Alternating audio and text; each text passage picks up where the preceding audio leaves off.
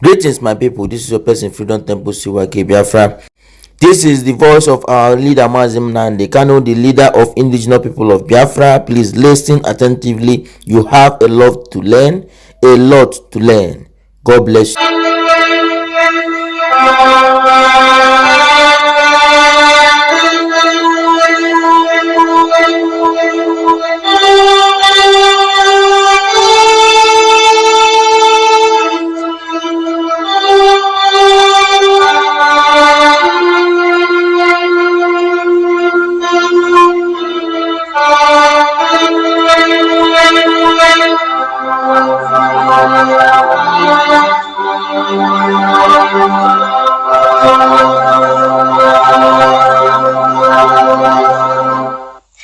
Good evening, wonderful people, great Biafrans, wherever you are on this very planet that Elohim created. We welcome you to hopefully another very exciting edition of Radio Biafra live broadcast.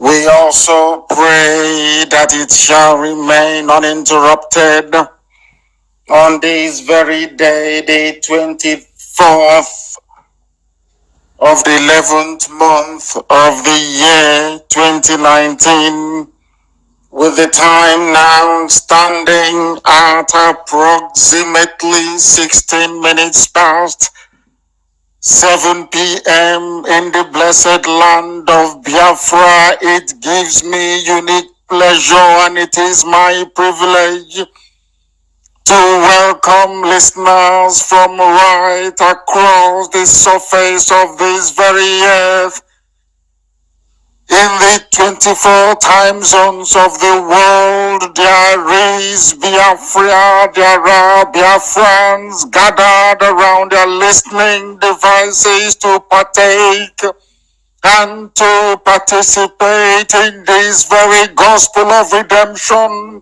This very truth that we much preached here, this very day, this very time, this very hour, this very minute, the foundations of the damnable zoological republic is vibrating because they know we have come with the truth, the whole truth and nothing but the truth.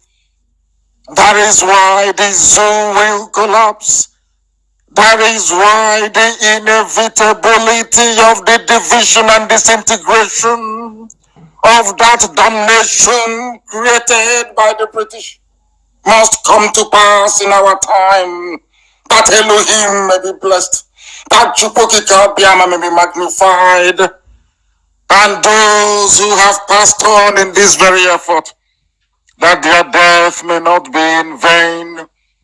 I say good morning, good afternoon, good evening to each and every one of you, and good night to some of you.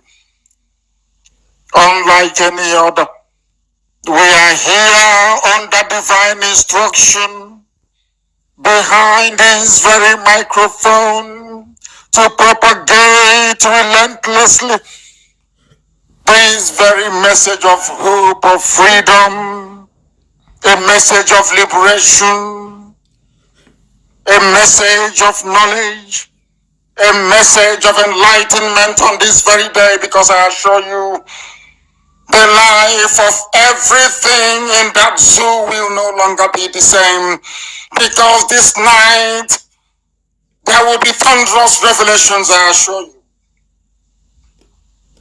All the things they have hidden from you, we are going to lay bare. But before we proceed, we must commit our proceedings into the hands of Elohim. Sometimes people wander out of confusion. Sometimes some people are spiritually tormented that they do not know where they are going. But I stand on the same gospel that was preached by the ancients at our temple in Arochukwu to proclaim this very evening that Chukwokika will take control of our proceedings. As we embark on this very solemn journey to restore the land of Biafra, by preaching the truth that has been handed over to us, regardless of what we encounter, regardless of the pain and the anguish, regardless of the torment and the betrayal, regardless of the strength of the enemy, we shall prevail, and Biafra will come in our time. Therefore, Heavenly Father, our Lord and our God who resideth in heaven, the creator of everything that was made and will be made in the future, we hand over these very proceedings this evening unto your care. We feel sorry for those who do not know you. We feel sorry for those who do not know that you said, let there be light, and there was light, and from it, everything that was created came forth. You do not change because you are the same yesterday, today, tomorrow will come in this very generation of IPOB. And we beseech thee this evening, O Heavenly Father, for the sake of all the pain, the anguish, the torment and the humiliation, the blood that have been spilled on this very journey, may it touch your heart, O Heavenly Father, to rescue your children the same way you delivered Israel. So shall Biafra be delivered in our time. Because you made a promise to your children, and you said, I will scatter you, and when the time is right, I will gather you once again.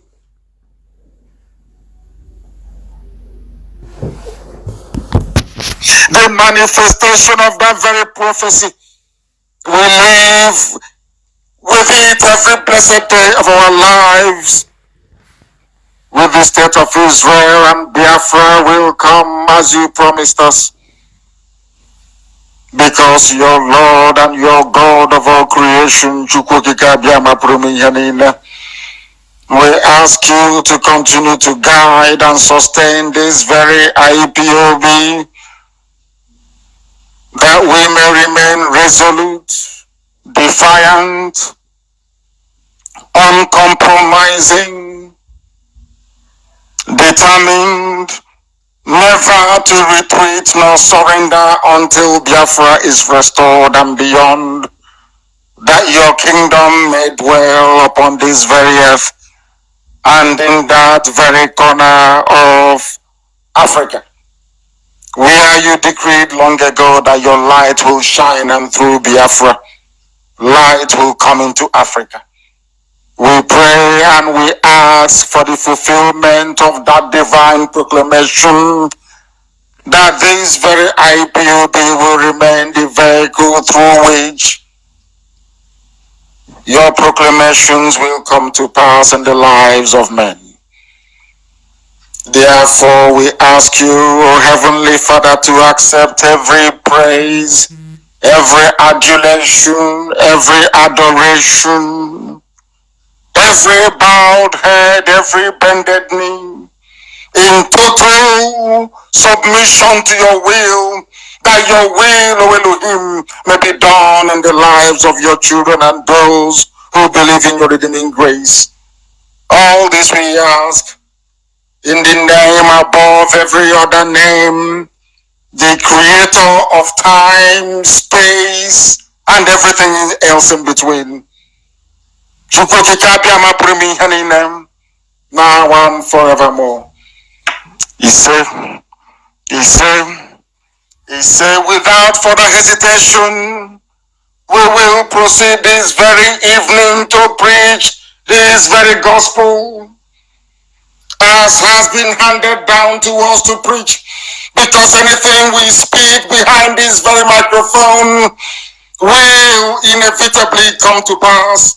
All that we have said have come to pass. All that we prophesy will come to pass. And in the end, Biafra will come. There is nothing our enemies can do about it. We stand here, or in my case, we sit on this very hallowed chair, this thing, behind the Radio Biafra microphone, to proclaim the truth that will sink the damnable zoological republic, that very hellish British creation. It was never designed for an habitation. It is a country with no name, a country with no history, no culture, no class, no panache. That is nothing, absolutely nothing. Only a bunch of animals roaming around endlessly and directionless. A country where cattle is more valuable than human beings.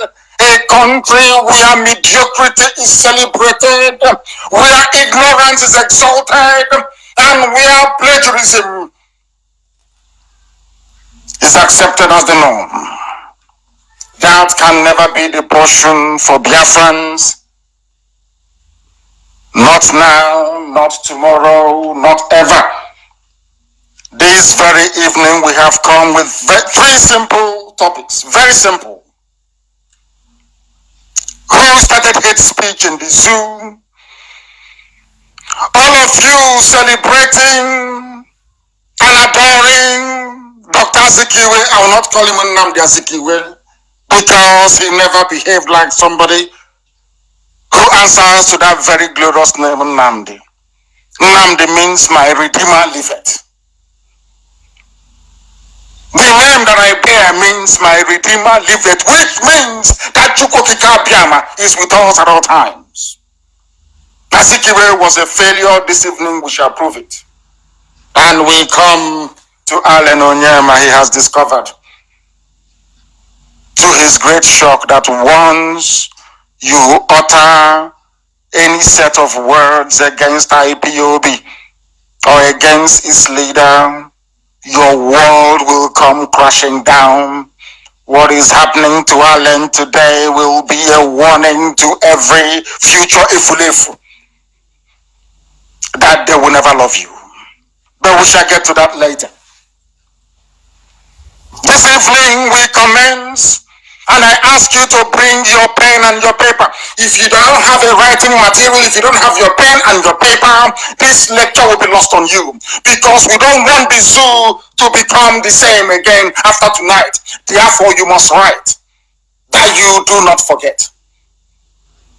So that you do not forget this very lecture this evening, because I assure you, after this very lecture, we will play this broadcast over and over again. We will make sure that everybody, every human being, every animal, those who are flying in the air, those that are walking on all fours on the ground, even those caged, they will understand that there is nothing called Nigeria, there is no hope.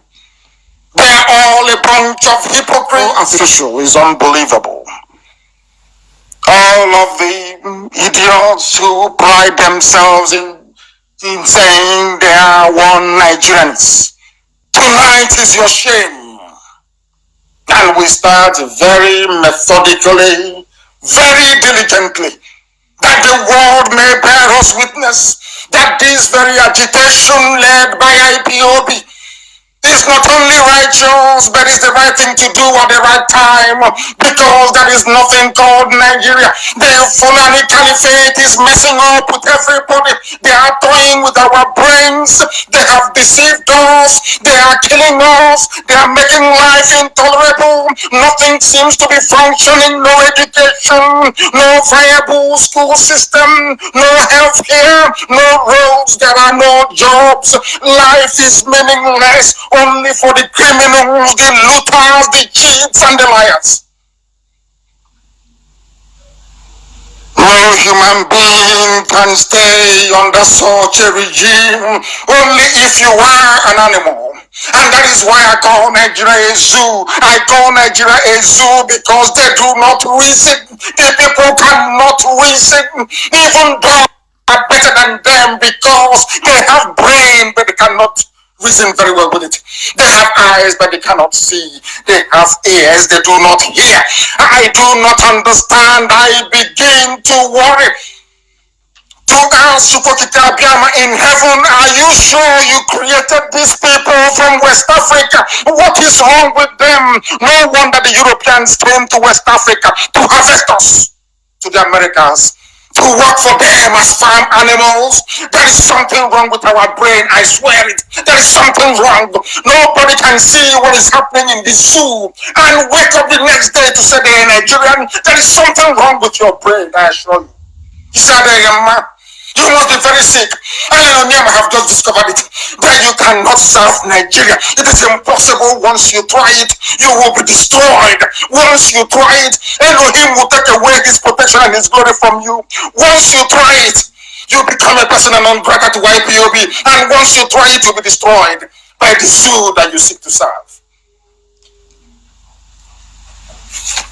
Heaven will bear me witness that I do not lie, and I am at Wasi. I do not lie. That is why this IPOB, I assure you, will ensure that Biafra comes in our time. Tell your friends, if you've not told them, tell them to bring their pen and paper tonight. That posterity will bear us witness that we want this generation of Indomie eaters and cultists who do not go to school. Even Jonathan is lamenting. Your universities are filled with cults because you do not study. You don't study. That is why a senator can plagiarize a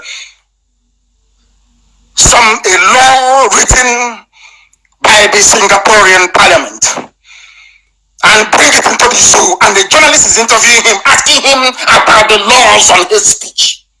When this stupid journalist from Channels Television should be asking that idiot, where did you copy this from? It is called copyright infringement. It is called plagiarism. If you try it anywhere in this world that is civilized, you go to jail. But only in the zoo, all of you are not ashamed of yourselves. A senator that you claim you voted for went to Singapore, downloaded Singapore laws online, brought to you, to your so-called Senate. They brought it to your Senate. And that is what you're debating. Instead of you to ask the idiot, where did you get this thing from? Was it originally crafted by you? But the zoo is accepting plagiarism. We must see this is very speedily. Let me say this. Any Igbo man or Biafran, let me just say Biafran. Anytime the Fulanis want to destroy you, they first push you to insult IPOB. Before IPOB, they push you to insult your people. It didn't start with Alan Onyema. Zeke is the beginning of all our mess. And tonight I will try to prove it. With all due respect to our elder and father, Mbazulika Mechi, that worked under Zeke, and they feel like him, I want to prove to him and the rest who are listening this evening that Zeke is an abject failure. Total failure. And the beginning of all our problems. The cult of Efulefu. All this nonsense residing in Lagos and in Abuja, in Kano and in Kaduna, those idiots, they are responsible for what is happening to us today. And I'm very glad that Alan Onyema have now felt it. To understand that no matter how much, no matter how expensive the gift it is that you give to the child of your mistress or concubine, they will only call you uncle, never father, because you're not. You are not a Nigerian before the Fulani Caliphate. You are just Nyamri and a Biafran agitator. That's who you are. And today they have proven it to you. We'll get to that later. But try to understand this. They push you, they prod you to perhaps be insolent towards IPOB because they know it's only IPOB who can save them. Only IPOB can. Once they isolate you and take you away from the position of IPOB, then you're gone. The reason why Desi and Matreke was not deported, or should I say, repatriated from England, from London, is because of the very robust and consistent campaign we mounted. By the end of this evening, we'll decide if Onyema is worthy of our protection or not. But first, let's look at hate speech. There is a man, the Scion, S-C-I-O-N, Scion of the Caliphate, a descendant of London.The, a royal prince, this man, Ahmadu Bello.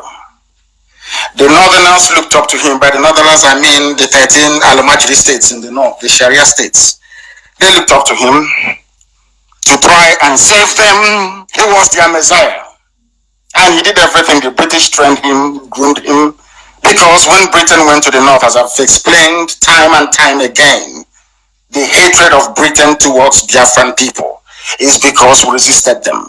The Benin people resisted them. We fought them year after year, decade after decade, until Arochukwu fell in 1904. I've been saying this all the time, but I don't think our people actually understand the importance of these history lessons that we give for free on Radio Biafra. When they went to the north, when the white man went to the north, the missionaries as well, with them, the colonial masters and the missionaries, Fulani said, you can come in and do whatever you like, but don't bring your Bible here. That's what they told them. We don't need your education, we don't need your Bible. The same Boko Haram you have today, it didn't start today, it started from the time. So it's like, you must get your pen and paper, please. It's very, very important. This man, Ahmadu Bello, he's a Fulani Caliphate lord.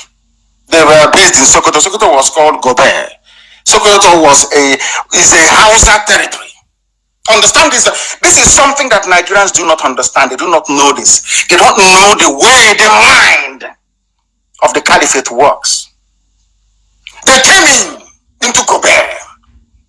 You know how they managed to take over Sokoto? The same way they took Ilorin, but we'll get to Ilorin later. You know how they took Sokoto from the Hausa people? They said to them that we have come to fight corruption. We have come to bring a purer form of Islam. We have come to make sure that the burden of dictatorial leadership is gone. The same thing that's telling you today. So the same rubbish that's telling you today, they told Hausa people nearly 400 years ago. It didn't start today. It's not a new thing. That is why I wonder when people say we are educated, we're intellectuals, we are professors, I look at them and I laugh at them. And we that are educated, we in IPOB, to them we are not educated. But after this evening, we will know who is educated and who is not. The Fulanis came and said to the Hausa people, do you know that man called London.The, the founder of this new, should I say, Fulani movement, this jihadi onslaught, the man that boasted that he would dip the Quran in the Atlantic Ocean. He came into Hausa land disguised as a teacher. Understand this very well. He came into Hausa land disguised as a teacher. He came in as an ordinary teacher. I'm just trying to lay a foundation for this whole hate speech nonsense to prove to the world, because I know everybody is listening to this very broadcast. I want to prove to humanity that Fulani people brought hatred and evil into Nigeria. And I want to tell you how they brought it in and from where. And I'm telling you this evening, they started from Sokoto. London.The was an ordinary teacher at the house of the king of Katsina, the Habe monarchies, Habe. The Hausas had a very thriving civilization. I will see this, Hausa people had a thriving civilization, one of the most advanced in West Africa. 380 years ago, the Hausa people were manufacturing their own guns with pellets. Go and ask. That was why Flora Shaw liked the Hausa so much, because her father was a military general. And she was wondering when she went to Kano, she was wondering, in fact, when she passed through Zaria, she was wondering, how come these people, as far back as 380 years ago, of course, that time it was nearly about 290 to 300 year old. As at that time, how come these People that we thought were very primitive from Africa could manufacture their own guns. Hausa people were manufacturing their own guns. Fulani came with cattle, nothing else. Some of you do not understand this. That the evil that you see in some Fulani people, especially their leaders, came from the fact, or should I say, comes from the fact that they don't eat beef. Some of you don't know that. They drink the blood of cattle. Go and do your research, go through your history books. It will confirm everything that I'm telling you this evening. Go through it very carefully. The Fulanis, they came. They said to the Hausa king of Katsina, oh, we want to teach your children. I'm a scholar, I'm from Senegal. I want to teach your children how to read and write Arabic, how to read Quran and all the rest of it.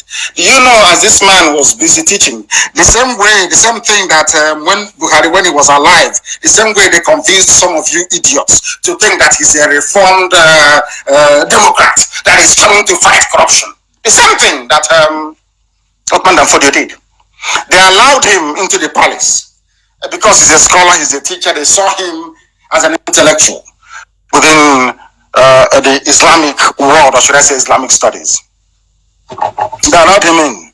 He started to work on the gardeners, the domestic servants. He started to preach to them, we have come to fight corruption. We must fight corruption. Corruption is killing everybody. The same rubbish you're hearing today. That was exactly what they told the Hausa peasants. And the Hausa peasants stupidly aligned themselves with the Fulanis, and all their kings were killed. Are you following what I'm telling you? This is Falen Onyema and his type. Before we come on air, before we sit here to preach this very gospel, we have done our research. I challenge anybody at all, any janjaweed, any alamajili, to counter what I'm telling you. Of course they can't. They know it's the truth. Instead, they will abandon the topic and they'll be talking of something else. They cannot challenge what I'm telling you this evening. That was how they got into the Hausa people. Hausa foolishly allowed them. They killed every Habi monarch you had in the north. And in its place brought emirs. The emirs that you're seeing in the north is a modern Fulani thing. They come with it, with their cattle. Some of you don't know this. There were no emirs in the north before, none whatsoever. What you had were kings and queens. The Fulani brought their emirs. Before the Hausa people realized what had happened to them, it was too late. Everywhere is a Fulani emirate. And to cover the whole nonsense up, they brought Islam, their own version of Wahhabi Islam, to confuse what is left of the brain of the Hausa man. And the Hausa man became useless. That till today, the only thing he has is his language and nothing else. The Hausa people, they are useless. So it's actually in the interest of the Hausa people to support the emergence of Biafra. That is the only way they can go back to who they used to be, to their former glory and greatness. Ahmadu Bello is the first very primitive xenophobe you have, and clear English. The Igbo people kill any Fulanese in the north? The answer is no. What is the crime of the Igbo people? This is something that Allen Onyema never knew, but I'm telling him tonight for free. I am telling Ohaneze, Nyanwodo, I am telling the so-called governors, all of them, from the so-called South and Southeast, the entire Biafra land. I wish they can listen and learn that these people, the same thing for Chibika Mechi. You think if you pretend you're not Igbo, you're from Ikwere, I'm not Igbo, I'm descended from Bini people, they will allow you to go in, you are mad.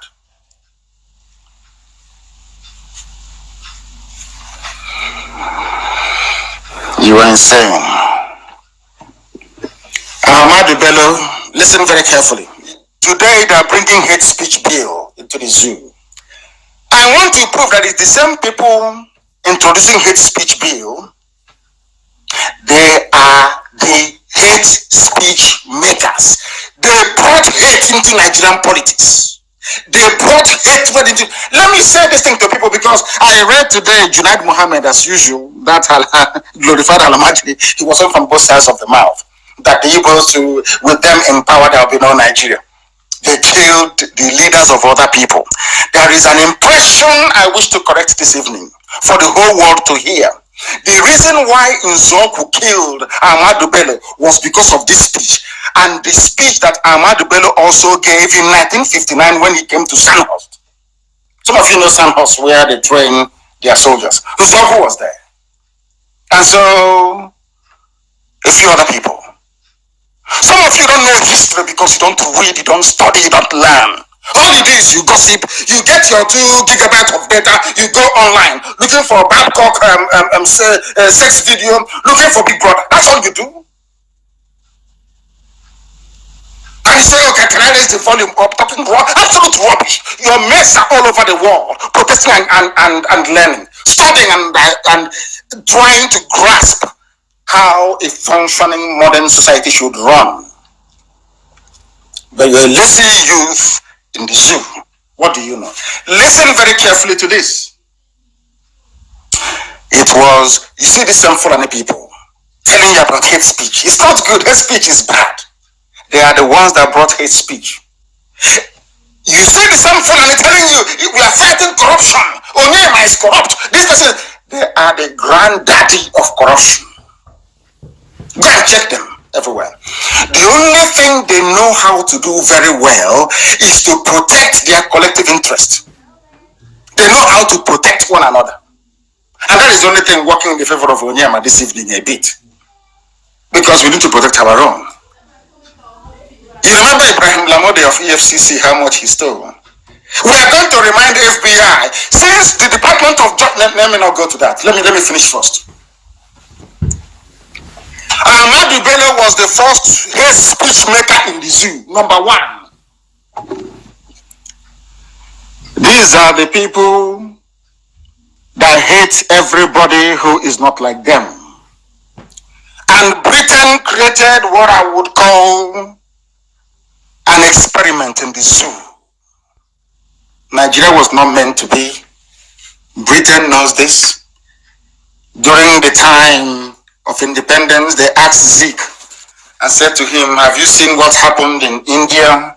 You now have Pakistan, which is predominantly Muslim, India, which is predominantly Hindu, and you have Bangladesh as well. Do you want to divide? Zeke said no. He had this very distorted view of what Pan-Africanism is all about. But I will educate Zeke posthumously about Pan-Africanism because I'm a Pan-Africanist myself. I believe that Africa should be one. But the problem is, how do you get there? That is the problem. And that is where Africa is failing. We shall deal with that on a later date. Finally, we are the first to utilize hate speech in order to dominate the political space. They want to stifle debate. They don't want you to criticize them. When they bring cattle to your village and slaughter your mothers and rape your daughters, they want you to keep quiet. Because anything you say is hate speech. I hope you understand it. That is why they bring, but some of you are so daft you don't understand. Some of the idiots that work for Channels TV, I don't know where they brought those idiots from. They can see what is happening. Maybe some of them are Yoruba Muslim. Who knows? You know, conquered from, you know, that Stockholm syndrome. Once you're conquered, you copy everything from the conqueror. You become very subservient and very loyal. That's what happened to Yoruba Muslims. And it's very sad. Very, very sad. I want us to please listen. It's on my wall, of course. But some of you, I can't understand for the life of me why people don't want to delve into what Ahmadu Bello said. This is the man they call the founding father, one of the 3 founding fathers of Nigeria. When you hear the Alamaxis from the north say, oh, this is our founding father, they are talking about this man. Some of you claim you love Nigeria. Let's make Nigeria great, green, white, green. Now, let us go and see and play it for the whole world to hear what this man actually said right from the beginning who he is and what it's all about. Let us, I want the whole, because sometimes our people, maybe it's due to lack of, there's electricity to charge your mobile devices or whatever you use to browse online. But this is, I'm going to play it for the whole world to hear. The children of this man are today lecturing us about what constitutes hate speech. I want to ask Alamajiri in the north, please to tell me what this is all about. One thing I've noticed, Premier, while I've been here, is that Northerners seem to have, I mean, almost call it obsession about the Igbos. This is the BBC. What you're hearing here is a BBC reporter talking to Ahmadu Bello. Listen carefully. This was before independence. When you have obsession, when you want something and you obsess, it leads to mental, it leads to insanity. This BBC reporter is now asking, why is it that the Fulanis are obsessed with the Igbo people? So the hatred did not start today. I hope Alan Onyema is listening. I hope Mniamodo is listening. I hope the useless governors are listening. I hope the idiot with the 2x2 hotel in Jalingo is listening. The hatred they have for you did not start today. A white man is now asking Ahmadu Bello, why do you hate the Igbo so much? What did they do to you? Let us hear what the man has to say. Because some of you don't know history. We try as much as possible to educate some of you, but it goes in through one ear and pops out through the other ear. You don't pay any attention. You don't retain any information. But this evening, by the grace of Elohim, you retain something tonight. I want to prove to you that the basis of your so-called one Nigerianism is flawed. I want to prove to you that you people are the miscreants. I want to prove to you that you people are the touts. I want to prove to you that you people are the illiterates. I want to prove to an average Nigerian tonight that all their education is useless and hopeless. You cannot love a country created by somebody like this. Let us hear what the man has to say. Could you perhaps explain that to me? Well, the Igbos are more or less the type of people whose desire is mainly to dominate everybody. If they go to a village, to a town, they want to monopolize everything in that area. If you put them in a labor camp as a laborer, within a year they will try to emerge as headman of that camp, and so on. Well, in the past, our people were not alive to their responsibilities, because you can see from our northernization policy that in 1952, when I came here, there weren't 10 northerners in our civil service here. Then I tried to have it northernized, and now all important posts are being held by northerners. Is this policy of filling all key posts in the... Are you listening to what the founder of Nigeria is saying? This is the man that Buhari, the dead one, borrowed all his philosophy from. This is the man that is the spiritual guide for Junaid Mohammed and Nanga Abdullahi. All those Janjaweed, Alamajiri senators that you see, this is the man that they look up to. Are some of you hearing what he's saying about you? Are you listening to what he's saying? You people, you dominate. So anytime they see a successful businessman from Biafra land, they must shut the person down because the person has now come to dominate. Do you see the basis of all the lies? This was before the war. Some people will say, oh, Igbo people are domineering. But this was way, almost 10, 11 years before the war. Can you hear what Ahmadu Bello is saying? A so-called founder of Nigeria. Let's make Nigeria one. Nigeria must be united. Is Goron listening? At this point, when this man was saying this thing, are you telling me that Igbos were planning to rebel, that Biafrans were planning to break away from Nigeria? I want to ask them, what prompted this? Because of sheer hard work and blessing of God in heaven. We are a blessed people. And because we are a blessed people, because Biafrans are blessed, you will always have enemies. People will be envious and jealous of you. It's in the scriptures. Joseph and the brothers. Once you're beloved, once you're loved, the same thing is happening to Israel in the midst of enemies. Once you're loved and appreciated, you will have it is in the nature of black people. They will create enmity where there is none. I want to ask those bringing in hate speech, what will you call this comment by Ahmadu Bello? I played this thing in 2015, and Buhari was all over the place. What will you call it? This man said Igbos are domineering. We won't allow them. There is no way we can allow them to be part of Nigeria. The same Nigeria that they were singing national anthem. As I picked them from South Africa, they broke into Nigerian national anthem. I was looking at the idiot, and I was thinking to myself, can you see how stupid people are? In a country that you don't know that you are not wanted, they are okay with you if you can obtain a PhD and open a small 2x2 chemist. They are okay with it. But once you become a successful millionaire and inventor, once you become somebody important, you better be that important in USA or in Europe, not in the zoo. Because once you're in the zoo, you're finished, you're gone. Unless you're prepared to be doing what Emefiele is doing, which is washing toilets for them, to answer CBN governor. He goes into the kitchen to fetch tea for them. Haven't you seen him? He's a boy. That's what. So if you are a Biafran and you want to be reckoned with in government, then you must be their slave. That's why Obiano will be begging them to take off his cap and be begging them, please rig election for me. I want to go in and I'll do anything you want me to do for you.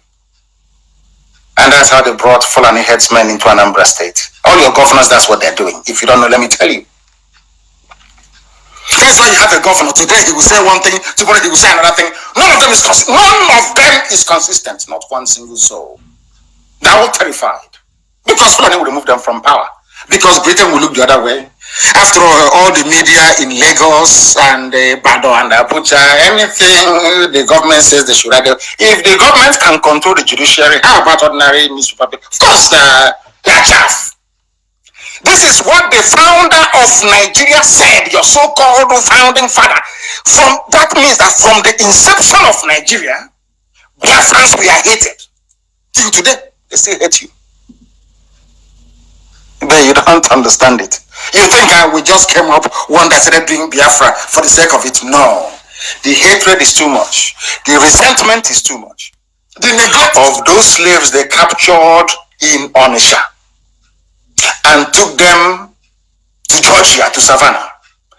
And instead of them to be slaves to white people, they drowned in the creek, in the Savannah. I've been there myself. That's where people like us come from. Not from the Fulefus you see every blessed day talking nonsense about their useless one Nigeria. You have seen it. The founding father. Tomorrow they come up and say, we must try and build Nigeria. But the person that brought the foundation stone, laid it in such a way that there will always be hatred against you. They will always hate you. Let us continue to hear what he has to say. Solely with Northerners and not with other Nigerians, a temporary or permanent one? In actual fact, what it is a Northerner first. A Northerner first. Is that not what they're doing today? Chief of Army Staff, Northerner first. That was what they came to. I warned you anyway. I warned you many years ago, but some of you won't listen. So what you're getting today is what you deserve. Northerner first. Northern Army, Chief of Army Staff, Air Vice Marshal, whatever for their Air Force Chief, Customs, Chief Justice of the Federation, Attorney General of the Federation. Everybody is a Northerner first. All the army formations, police commissioners, everywhere Northerners first. Can you see it? So where is the Nigeria you're talking about? This is the man they claim founded Nigeria. He's the founding father of Nigeria. So Nigeria, with the help of the British, is a northern first creation. Has that not reflected in the number of heads of states that they have produced? All failures, by the way. All failures, by none, all failures. Look at them again now. In office, failures that they can't even legislate, they can't even craft any proper legislation. They have to go to Singapore to go and copy. And they brought it and useless Yoruba journalism in Channels TV. Can you tell us about your bill? The bill is not his own. He plagiarized it from Singapore Parliament. You people have no shame. No shame whatsoever. Let us hear what Ahmadu Bello has to say. If you can't get a northerner, then we take an expatriate like yourself on contract. Do you know what they're saying? This is what Alamajiri is saying to you. If we cannot get a northerner to fill a position in a so-called Nigeria, we will go and bring a white man to do it. And you want me to say I'm a Nigerian? So all of you, God should punish all of you. You people are evil. You people are evil. Alan Onyema and idiots like himself. You want me to say I am a Nigerian? When the founder of Nigeria said that he would rather give a job to a white man than to give it to a fellow black African. And tomorrow you tell me Africa should be one. Let us come together in Africa. Are you stupid? Are you insane? Do you see how foolish we are? They found is this not hate speech? What else is hate speech? I won't give you a job. Although you're a Nigerian, although I am a Nigerian, but I'd rather give a job to a white person than to give it. And this is Ahmadu Bello. They celebrate him every year. They name the university after him every year. That is how stupid Southerners are. It seems to me that the more you live to the Atlantic Ocean, the more useless we are. I'm telling you the truth. I'm being honest. You know me enough to be honest. The closer you are to the Atlantic, the more foolish you are in the brain. You can no longer reason. And if they're saying northerners first, you think they're going to promote our Hausa people. You're dreaming. It's only Fulani. It's only Fulani. Malam Aminu Kanu had to fight his way into relevance. Aminu Kanu didn't join them. They formed the MPC, Northern People's Congress. Aminu Kanu, a true typical Hausa man, formed his own political party. Not that rubbish they're doing there. Because Aminu Kanu knows the history of the Fulanese. But today, because they conquered the northern part of Yoruba, because Yoruba media dominates the space in the zoo, they just, oh gosh, I don't understand these people. Do you see why they say that blacks are a bit funny in the head? You see, when a white man says that blacks are a bit foolish in the head, you can see they have a reason now, don't you? Can you see that they're justified in what they are saying? It's not that they're racist, of course they're not. They're just telling you reality. Have you seen or heard a white man insulting the Japanese? Of course not, because Japan is advanced. This is the founding father of Nigeria. That some of you are calling green, white, green. I'm a Nigerian. We believe in Nigeria. These are the idiots that laid the foundation of hatred. The foundation of hatred that is eating us up. That very foundation led to the pogrom of 1966. That foundation led to the death of nearly 2 million children, 67 to 70. That foundation is why Asoloka, or should I say was why Akaloka was killed, beheaded, Gideon. That is why, that same foundation, why Arewa Alamajiri, those ones doing Babiala on the streets, can get together in Abuja. I don't know who wrote the speech for them, saying that all Igbos are now expelled from the north. It's not hate speech. You can see how foolish. Instead of people to rise up and confront evil, you'll be asking yourself, but what did Zeke say about this man? Nothing. You know, typical, the same, you know, that line of a fulefu. Anything Nigeria does, as one of our brothers wrote, I think is Nicholas, if you slap an ifulef on the right hand side in Abuja, he will say, oh, wait for me in Lagos, so when I come, you can slap me on the other side. Ifulef, they never reason. They can never ask themselves, why is it that every commissioner is from the north? Every commissioner is a Fulani. Every commissioner is a Muslim. In your own land, police commissioner all from the north. You don't reason. You don't ask yourself questions. But here we do. Instead of them to give the job to an Igbo man, we better give it to a white man. And you want me to be in that country? Oh dear. Let us continue. We must listen to this man. This is the man, founder of Nigeria. Listen, the hatred, they magnified it 1,000-fold. That's the man that Junaid Mohammed is. Junaid Mohammed will not play this video for you. You will not see, channels will not play this or call panelists to debate this. Never. Never, ever, ever. Newspapers will not carry this very broadcast this evening. They will not. Because it will offend the Fulani masters from the north. I'm sure now you're following what is happening. We must listen to all of it. If we can't, then we can employ another Nigerian that's on contract too. This is going to be permanent, I should say, as far as I can foresee, because it will be rather dangerous to see the number of boys who are now turning from all our learning institutions, coming out with having no work to do. I'm sure whichever government of the day might be, it will feel rather embarrassed, and it might even lead to bloodshed. Doesn't this damage the idea? Did you hear it? Awusa people, Awusa Fulani coming out of schools without job might lead to bloodshed. From the beginning, bloodshed. Bloodshed. These people are unrepentant killers. They love shedding blood. There is no war going on. But Ahmad Bello is telling you that there will be bloodshed. If they don't have jobs, there will be bloodshed. That's why Jonathan went and they stoned him. Nothing happened. If you try that in the south, every Yoruba, every newspaper, hey, they stone the president. They want war, they stone the president. It is in the same Nigeria that referendum, ordinary referendum, that people can check up the meaning in a dictionary. Where the Adamawa today and Bazonia had referendum in 1961.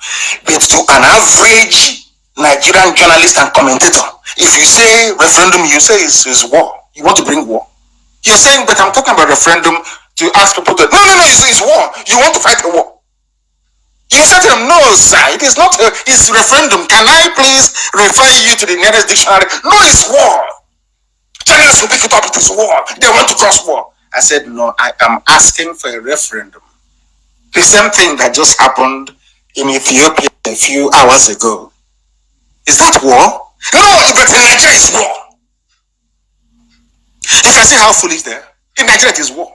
I'm only on one video, just one single video, to lay the foundation so the world can understand that Nigeria is not viable, that the world may know that Nigeria cannot survive, that Britain may know that cage, that zoo they built and caged everybody is unsustainable.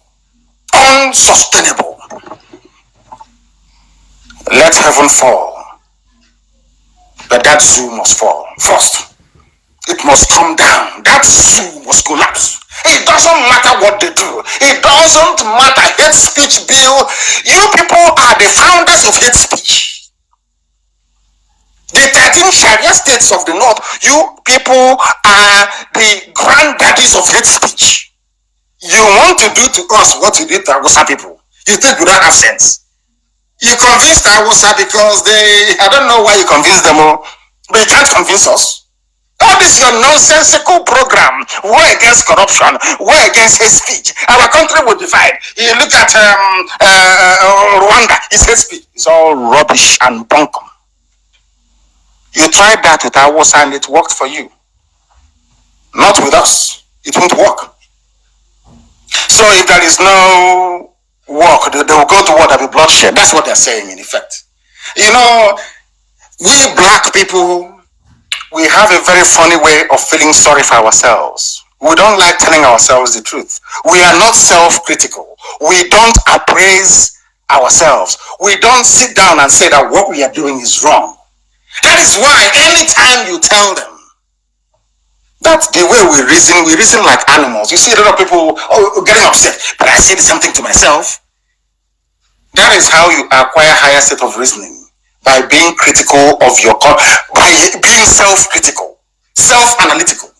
That's how you get to where you're supposed to be. And people should stop feeling sorry for themselves, for goodness sake. That is why Africa is in a mess. Every time pity, every time pity. Give us aid, give us handout. We are dying, we are drowning in the sea. Oh, come and help us and fish us out of the sea.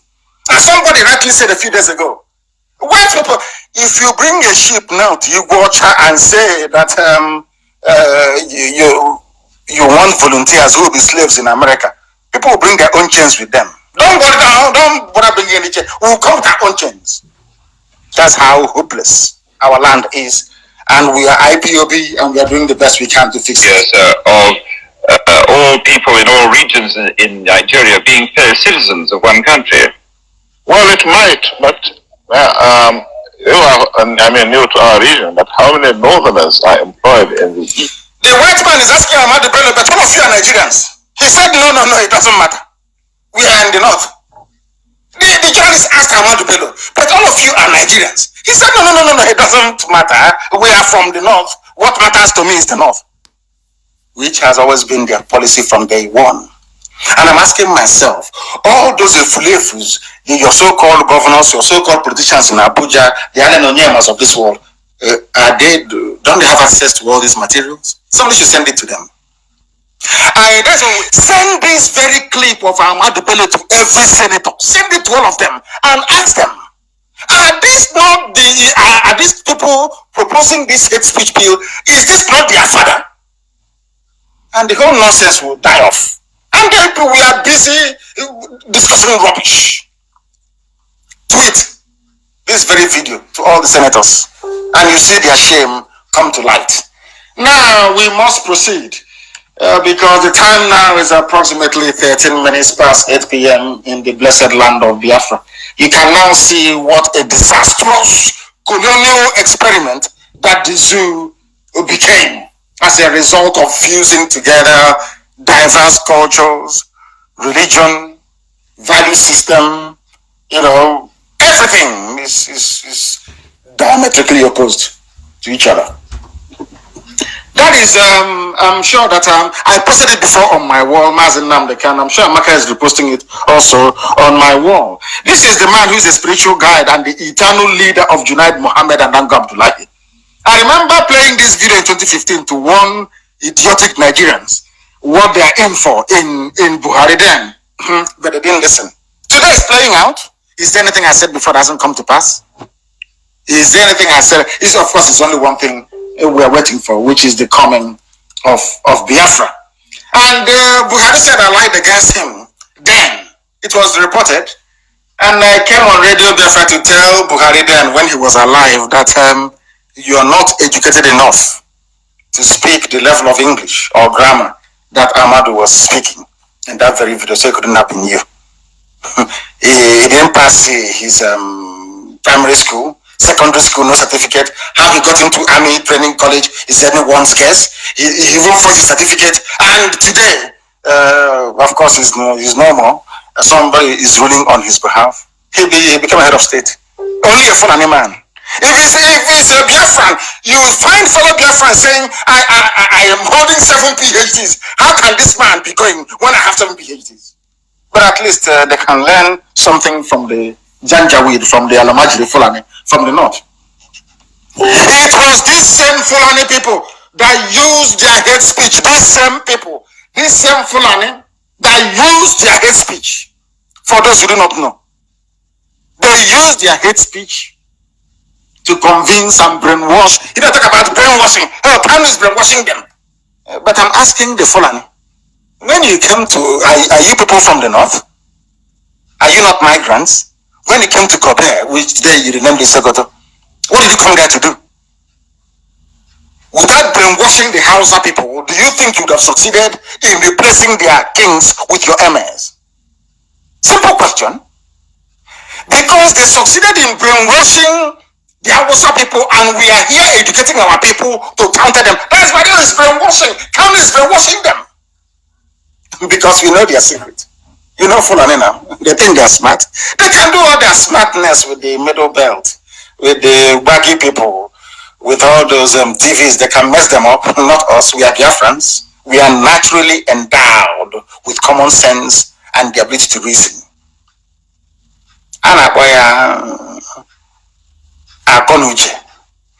And from a very early age in the village, we begin to tell you stories about the tortoise and all the rest of it. It's to train you to learn how to reason properly. That is one thing our ancestors gave to us, the ability to reason. That is why this gospel is sinking into the heart, soul, and mind of our people, because we have something that others do not have. We can reason, others cannot. That is why they hate us. They say, you brainwash Hausa people, isn't it? That is Hausa today. I'm asking even Hausa people, where are you people today? Are you not gone, almost extinct? Except for your language? Isn't it ironic that it's Biafra that will save Hausa people? Isn't it very funny? And it's a very strange thing, isn't it?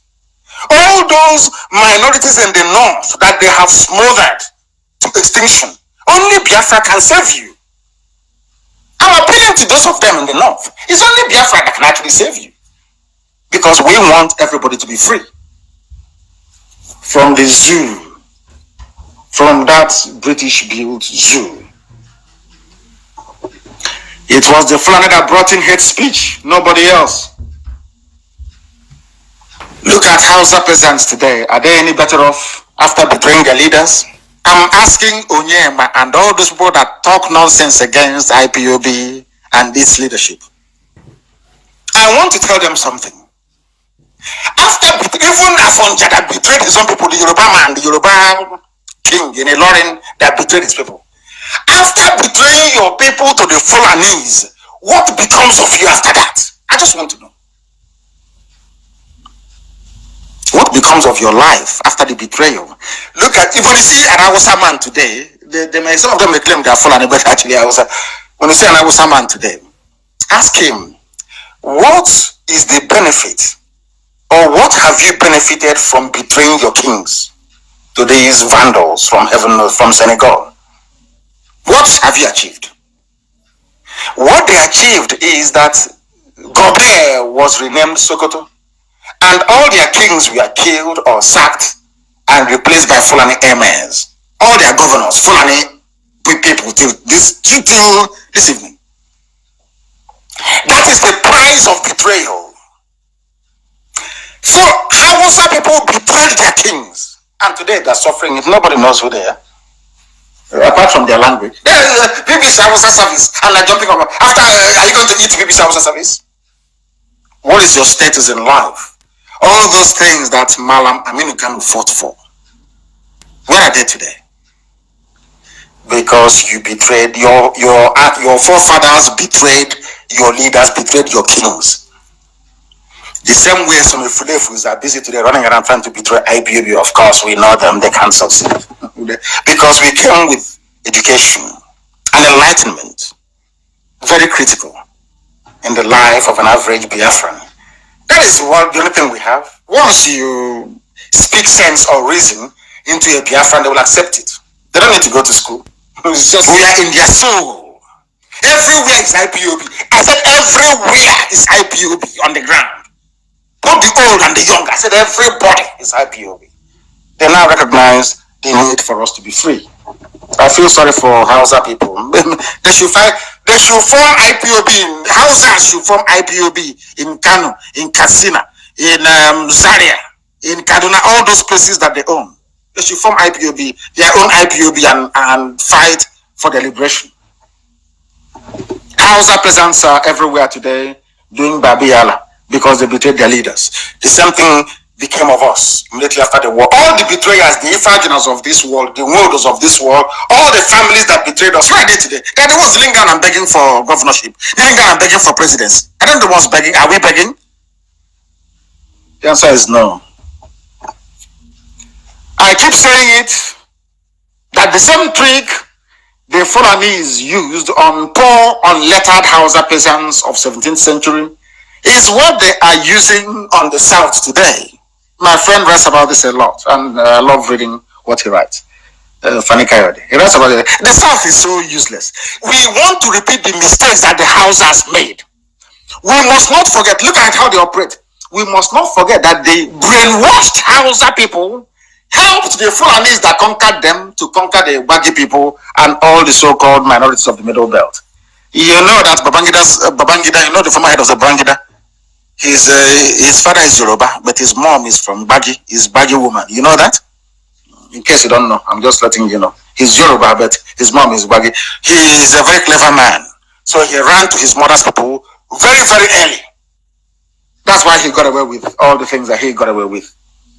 They're not probing him, but they're probing on him. We'll get to that later. We'll get to that later. We must not forget that Hausa people helped Fulani conquer Hausa. Hausa helped Fulani to conquer the Baggy people.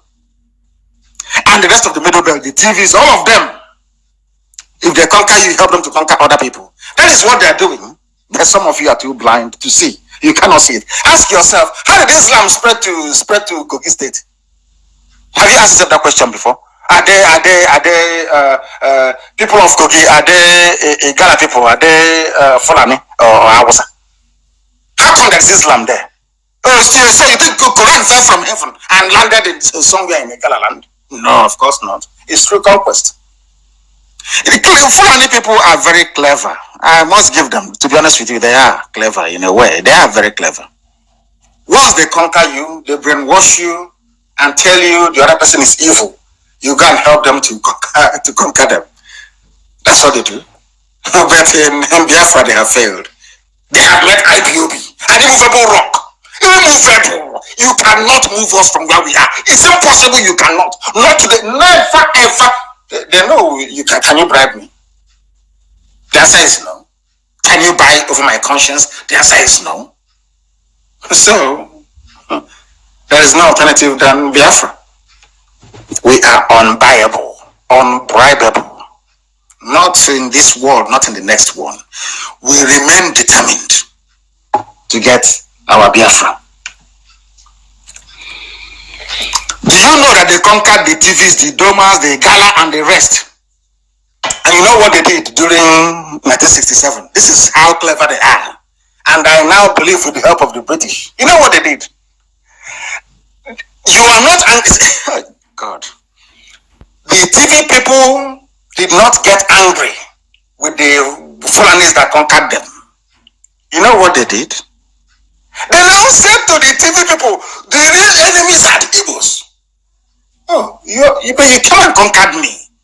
I thought you would have been my enemy. Somebody invaded your land, took over everything that you had previously, raped your women, trashed your land, and you're saying you're not the enemy, that the enemy is those people over there that never did anything to me. That's what, but somehow they succeeded. They succeeded in convincing. Oh God, Nigeria is very strange, honestly. They succeeded in convincing the TV people and the rest to go and fight the Biafrans, to go and kill Igbo people as much as they can. I use the word Igbo because that's what they use when they want to foment hatred. They use the word Igbo. You know why they use the word Igbo? So they can draw on the sentiment and sympathy of our cousins, from Akwa Ibom, from Cross River. That's what they do. Very clever. Divide and rule. Very clever people. Just when you see somebody from Akwa Ibom, say, I'm a minority. I'm from Akwa Ibom. I'm a minority in Akwa Ibom. In Anokwakuko. People are so daft. How can you be a minority in your father's compound? How many are there in Luxembourg? How many are there in Wales? And they said, English has to be your lingua franca. Do you actually know that the island, the mainland of Britain, everybody speaks a different language? Do you know that they have something called the Welsh language? That is what they speak, not English, but they are British. They live side by side with the English. Do you know that the Scottish people, they speak a form of Gaelic? I think it's Gaelic language they speak. Are you aware of that? But they will come to Africa, they will band all of us together, they say, your language is now English. Some idiot will tell you, there is strength in numbers. I don't know where they got that rubbish from. How big is Luxembourg? Black, this UG, black people, I wonder for you people. I'm telling you, sometimes I ask Elohim, I ask Chukwukika, but how did you, is it the same brain that you gave other people that you gave us in Africa, or is our brain different? Why, how come we cannot reason properly? What is wrong with us? What is wrong with us? The entire infantry of the Nigerian army, we are made up of middle belt people. Their hatred is Igbo people. Why do you hate them? You say you want one Nigeria. You heard somebody hate speech from Sadwana. There was corruption rife everywhere. Zogo carried out a coup. And some of them are saying, oh, Igbo leaders were not killed. But was Michael Opara corrupt? Was Azikiwe corrupt? But you know, it's in the zoo. It is a quota system. If you kill if you ask the Middle Belt why you're fighting the Igbos, they said the Igbos are domineering. Have they invaded your land before? The answer is no. Did they kill your relatives? The answer is no. So how are they domineering? Oh, they come and even if they're a slave, they go to a slave camp. After a month or two, they become the foreman because they are blessed. You can't take away the glory of God from them. They are blessed people. That is why we have writers, inventors, designers, everything, intellectuals. Not these days, I mean before. The likes of Professor Ninjoko. I'm talking about men who are well read and learned, not all this chaff that call themselves professors these days, they know nothing. I'm talking about Professor DK, that class of pure intellectualism, brain.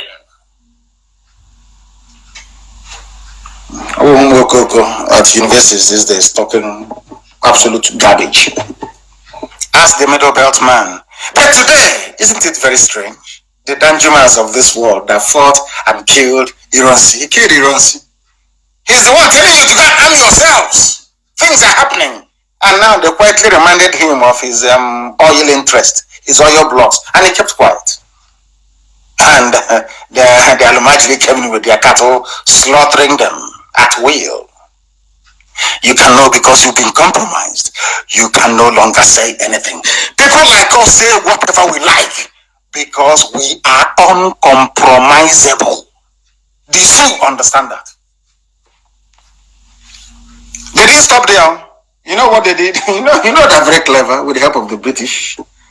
They convinced Chief Obafemi Awolowo, a learned man for that matter, that starving and killing Biafran children and stealing the money belonging to Biafrans after the war was justified as payback for the much hated Igbo man. Now we are on the second founding father of Nigeria. He's the second one. You've heard what the first one said about you and how he hates Biafrans. This is the second one. Who are the founding fathers of Nigeria? It's Nnamdi Azikiwe, Ahmadu Bello, and Awolowo. The second founding father, what did he do to us? But let us perhaps build a picture of what led to the coup. The reason why Nzogo and Go carried out the coup was to install Awolowo as the president. So it could have been a tribal coup. Yeah? But during the time that the Fulanis came to kill all of us, to kill our parents and to kill us, Awolowo joined them.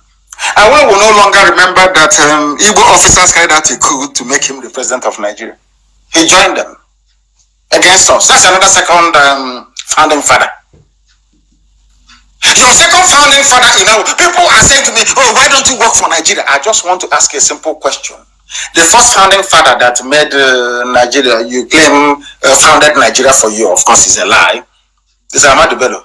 He hates our people. He hates my people. He said it openly. Instead of me to give a job to you, give it to a white man. The second founding father that we ran to and we thought this founding father is better. We did coup for him to make him the president. He now turned around and starved 2 million children to death. He wasn't satisfied. I don't hate Oduduwa people. They must understand this. Some of my good friends are Yoruba. I don't, but I'm just speaking the truth. Awolowo presided, actually opened his mouth and said, despite every international convention against his conduct, he said that starvation is a legitimate weapon of war. He's a war criminal. But you will not have the Yorubas admit, oh, how can it be? He's Baba, how can he be? Because they believe in covering evil. In Biafra, we cannot cover evil. If I do anything bad tomorrow in Biafra, I expect myself to be ostracized and hated for life. Regardless of what you've done in the past is irrelevant. What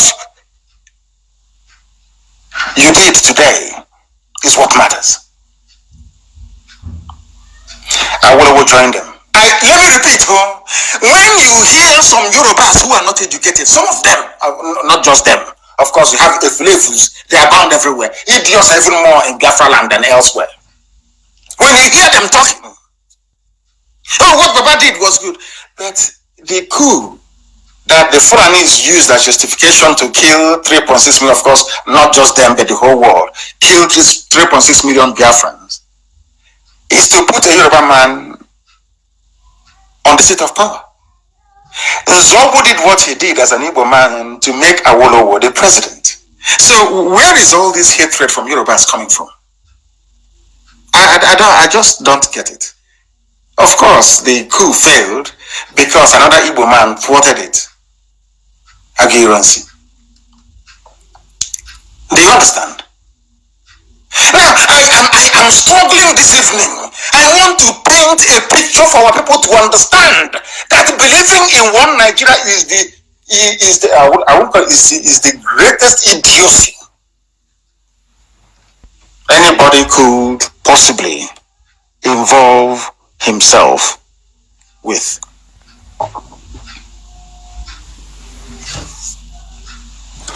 We carried out a coup to install a Yoruba man as the president. The Yoruba man turned around. That was why I said that it is the Fulanis that formed Ohanese. Ohanese never went to any international criminal court. They never went to the international criminal tribunal. They never went anywhere to recover all our money that Awolowo stole. No. Or the killing of our people. No. It's us IPOB doing it now. This same IPOB, we are the ones taking them to court. And of course, they will hear our case event. Of course, they will. To hold Gowon and Co accountable. That is second founding father for you. And do you still want me to believe in one Nigeria? After hearing what I've just preached this evening, do you still believe in one Nigeria? When the two founding fathers of Nigeria hate us so much that they want all of us dead, how can I belong to that country? It's absolutely impossible. Awolowo, with all his education and intellect, agreed and served the caliphate with distinction, not minding that Nzogu risked his life to make him the president of Nigeria. They moved to the coastal regions. You know, they're very clever. This is them moving. It's a pincer movement. Their approach is to destroy Biafra, to emasculate, because they know that for Biafra to exist, you need an Igbo man in it. They know the Igbo, of course. It's the truth. I'm not going to hide the truth. They know you need an Igbo man to make Biafra work. So what they did was a classic pincer movement. They moved around us, hoping to encircle us, deny them access to the sea, make their own brothers to hate them, and then we have them where we want them. How did they manage to do that? They moved to the coastal region. Meanwhile, Nzobo, on whose account they came to kill us, 3.6 million Biafrans died because an Igbo man carried out a coup. Who's that Igbo man? Nzogo. Do you know, funny enough, Nzogo's village and his people, they're not Igbo. They are Nyoma, they are separate. They are Delta, they are Bendel, they are South, they are Niger Delta. You see how they do it? These are the merchants of hate speech. They twist everything. Fulani is very clever. Them and their counterparts in Lagos, Ibadan media, they twist the truth. They turn it upside down. But during the war, you killed us because an Igbo man carried out a coup, trying to plant a Yoruba man as the president. They came and killed us because an Igbo man carried. Then after killing us, they now said, "Oh, no, you know one thing, that Igbo man that carried out the coup, on whose account we killed 3.6 million of you, he's not Igbo anymore. He's from Delta." Lord have mercy. Oh, dear me. Zoo. Let's continue. They moved to the coastal regions of Biafra land. You know, they went to Calabar, they went to the Efik, they went to Akwa Ibom, the BBO people, they went to everywhere. They started to brainwash them. Do you see that man called Edwin Clark? Do you know him? Edwin Clark, you know him very well. He's an elder statesman now. He's an elder, the chairman of PANDEF. Do you know he was a saboteur during the war? They made him Federal Commissioner for Information to betray Biafra, and he did. You know me, I respect, but I don't fear them. I tell you the truth. If you know the one I did, you come out and say it. You see that man, Edwin Clark, Edwin Clark. Do you know he was a saboteur during the war? He worked for Nigeria against Biafra. They made him Federal Commissioner for Information. I'm sure some of you didn't know that before. They are the leaders you have. They are your elder statesmen. Saboteurs are elder statesmen in our land. The same thing the Fulanis did to the Hausas is what they are doing. Then very slowly they bring their Ruga. And with that, they start their small Fulani village. And from there, they get their own Sariki. From there, they get their own MA. And in the next 126 years, we will cease to exist as a people the same way the Hausas no longer exist. Is that what you want for your children? I'm asking, is that what you want for your children? I'm sure not. They went to Niger Delta, the so-called Niger Delta, South, and Delta, and Bendel, and all the rest of the rubbish that goes with it. They swallowed the lies, hook, line, and sinker.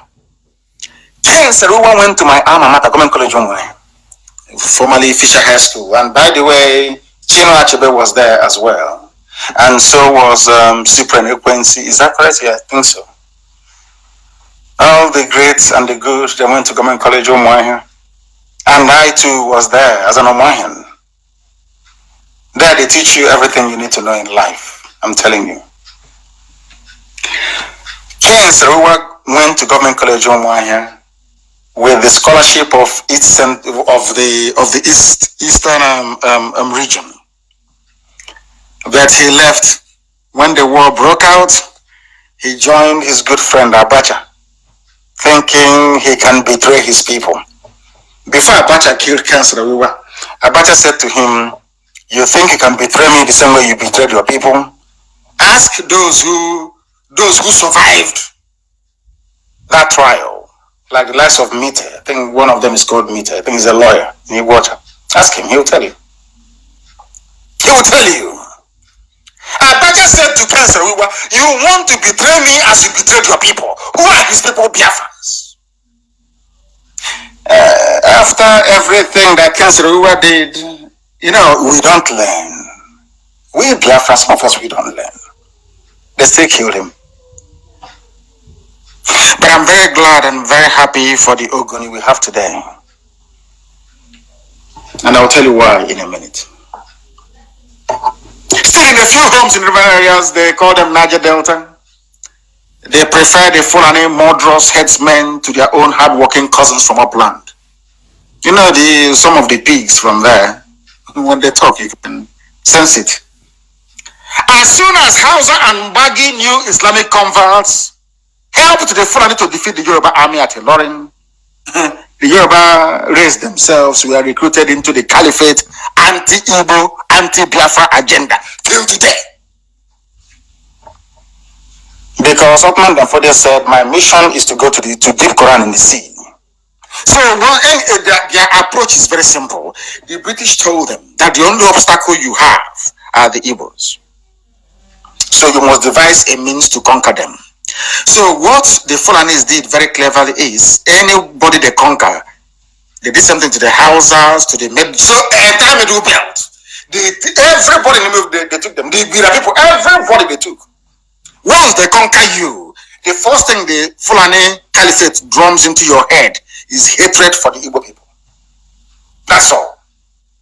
And now, instead of fighting them, you turn around and start facing somebody who did nothing to you. Can Yoruba say that we fought a war with them? The answer is no. Have we taken your land before? The answer is no. Did we force you to worship Amadioha? The answer is no. Have we ever forced you to do anything? The answer is no. So where is the hatred coming from? And why is it that the likes of Alan Onyema cannot see all this? Why is it that Ohaneze cannot see it? Why is it that those that own cosmetic shops in Lagos and in Abuja, they cannot see this? Why is it that those that are selling spare parts in Canada can't see it? Are you people that blind and foolish you cannot see the hatred coming towards you? I ask every other person in the zoo, what did Biafrans do to you? Mighty one. The same way Israel is blessed. You can't take it away from us. It's called blessing. You can't. You can't. As soon as they took a loading from the Yoruba people, Yorubas faced the attention towards the east and forgot their enemies from the north. Despite the carnage in Odi, in Odi in Bayelsa, Obasanjo flattened Odi. Some people from Izon, some pigs from Izon, they prefer one Nigeria to Biafra. But they came and they carpet bombed the entire Odi. They sank it into the Middle Ages. Can you imagine if an Igbo head of state were to order the leveling of Odi by the Air Force, same way Obasanjo did? Do you know what happened today? But it seems to me in Africa, in West Africa especially, the more you hate us, the more you come against us, the more we love you. Ask Odi people, Odi in Bayelsa, it's his own land. What happened in 1999? Odi was leveled. But the person responsible, Obasanjo, hey, he's the ex-leader, he's a statesman. But ask them about any Igbo person and they tell you that we hate them. They are not part of us. That is how sick some black Africans are, sick in the brain. Our collective stupidity did not stop there. It didn't stop there. Our idiocy did not stop there. It didn't stop there. Now they moved into Igbo land proper. I hope all people are writing all these things down for reference purposes. When they finished with our cousins, the Efiks, the Bibios, the Anangs, the Oron people, when they finished with them, they now came into our land. They kept shrinking us. From the north of River Benue all the way to Opobo was Igbo land before. Now they kept shrinking us. Until they squeezed us into 5 states only. How did they do it? Hate speech. They went into our land to decimate, to gerrymander our boundaries, to divide brother against brother, sister against sister. Take Ebema, for example. Ebema. People say, oh, how Ebema go to the government area? Take Ebema, for example. Do you know there is Ebema in Delta State? Ebema, the same Ebema in River State. Do you know why they divided us? They want to shrink us. They want to make us smaller. The smaller we are, the easier for the final conquest. And how did they intend to achieve that? They will first place Efulefu governors in government houses. They use Roga, they push in, and that's the end of us as a race. We are finished. Because part of Ebema is gone. Part of Ohaji is gone. There is Ohaji in River State. If you go to the same family, the same name in River State, they will tell you they are not part of whatever thing that you're doing. Yes, we are Haji. Yes, we speak Igbo. Yes, my name is Wike. Yes, my name is Chinda. Yes, my name is Woji. But I'm not Igbo. Have you seen such stupidity in your life before? Somebody is answering Fumilayo. You are born in Ondo State, Fumilayo. You say you're not Yoruba or you're not Oduduwa. Are you not insane? But that's what they have done to us. very cleverly too. And as they're doing it, they're giving you your little position, federal minister of this, permanent secretary. So when you come back to the village, people will look up to you. So don't mind those Igbos. Let's get together and celebrate. We are no longer part of them. That's what they've done. They kept shrinking us. They took 3 local government areas from Ebonyi. They gave it to Benue. I said Benue is part of the north. And nobody is saying anything apart from IPOB. Nobody, no governor, no politician, no Hanese, no socio-cultural, no this group, that group, this gathering, that, none of them. Only this same IPOB is fighting to unite this great family. And of course, we are succeeding. There is Ebema everywhere. But Ebema, your brother asking the same name. Maybe Ishima. In the other part of Ebema, you go there. Now I'm Niger Delta. Oh, don't come here with that. You say, but you're my brother. We are the same until that Hausa woman drew the boundary. No. I'm now Niger Delta. Who did this to us? Who did it to us? It just can't be the Fulanis alone. Let me come to the beautiful land of Ogoni and ask them what is the crime of an Igbo man. I know I am deviating a bit. I'm deviating to tell you the effect of the hate speech and hate actions coming from Fulani people from time immemorial. The effect on the ground. They talk about if it leads to death. But the hate speech you brought into our land have divided family against family, brother against brother, sister against sister. Some of you do not know that I was on my way to Ogoni land the day the Nigerian army attacked me physically. They shot at me at Obakala. Very soon I'll release the video. That was the first direct assault I had. Thankfully, there was no loss of life that very day. They shot at us repeatedly at Obakala. Ask anybody before Obakala post office. That army checkpoint there. I was on my way to Ogoni. Maybe they felt that if they allow me to go to Ogoni, then I will finally succeed in uniting the whole of Biafra land against them. Ogoni elders were waiting for me. They invited me to come. I was on my way to Ogoni when I was attacked at Obakala Junction. Attacked, they were shooting at us. Oh dear.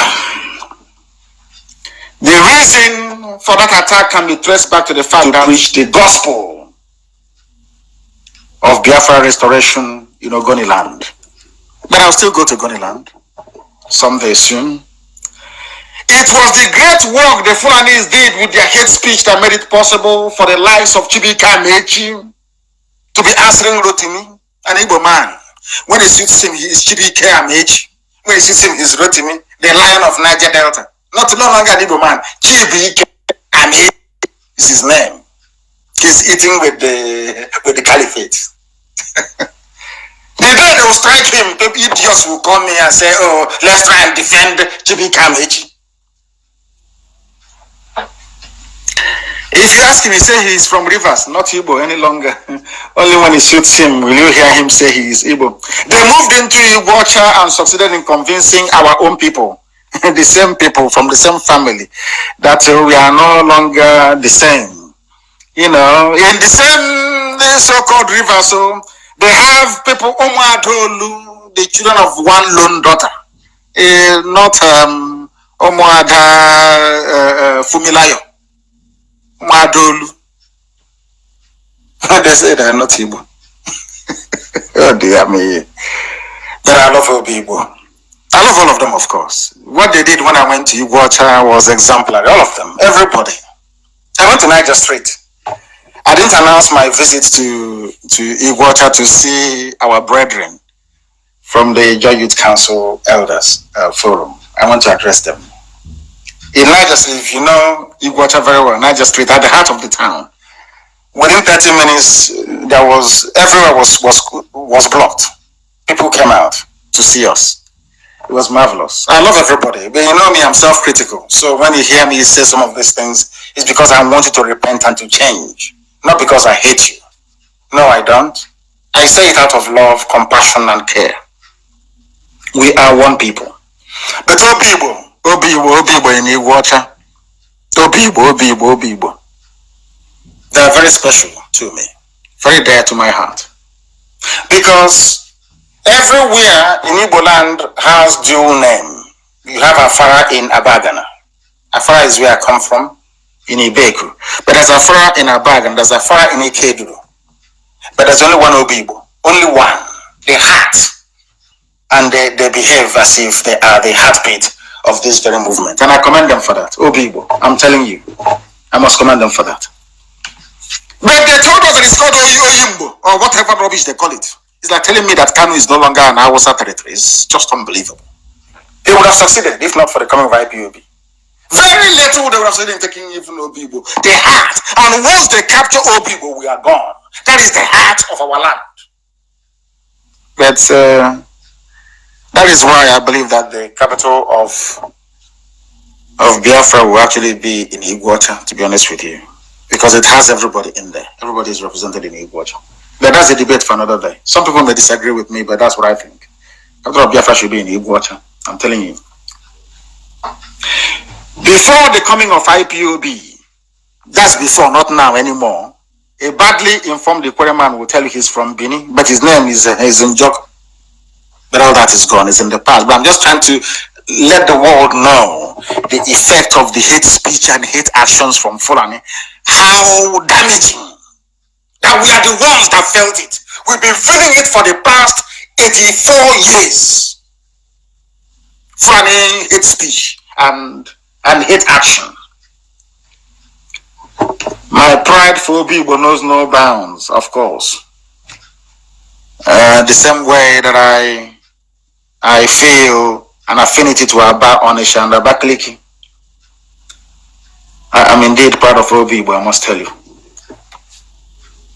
The same hate speech the Fulanis used with the help of segments of unprincipled Nigerian media to demonize IPOB that made it possible for the Efulefu Brigade led by Ohaneze and Igbo governors to rise with such venom against their own freedom fighters, started from London.The, perfected by the British and executed with precision from the time of Ahmad Bello till date. That is a fact of life. Look at all those that claim they went to Oxford or to Cambridge, all of them, those from the East, and tell me if any of them reason like a human being.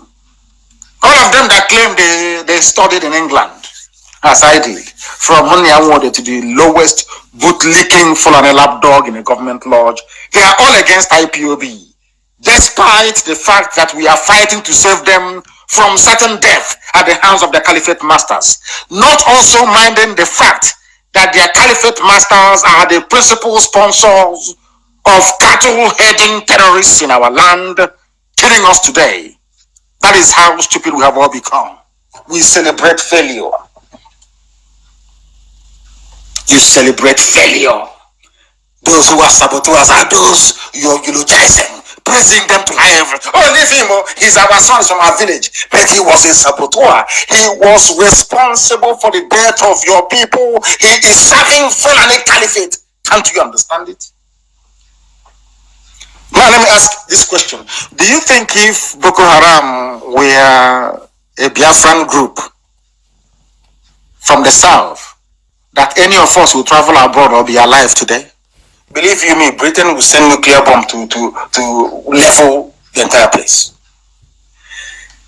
People who are sponsoring 4 terrorist groups are telling you that they love you in one Nigeria and you believe them. Are you not daft?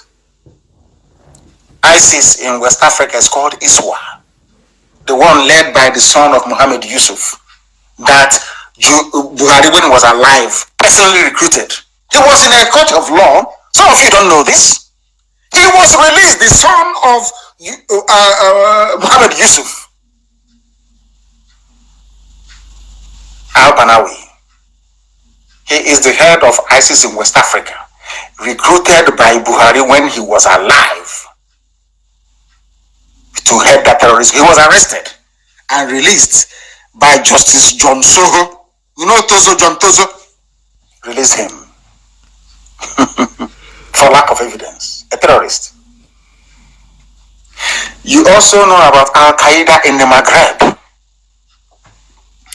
That's why US said that they're turning their firepower now to West Africa. Because our diplomatic moves, of course they're working. Of course they were sponsoring ISIS in West Africa, of which the son of Mohammed Yusuf is their head. They are the ones sponsoring Al-Qaeda in the Maghreb.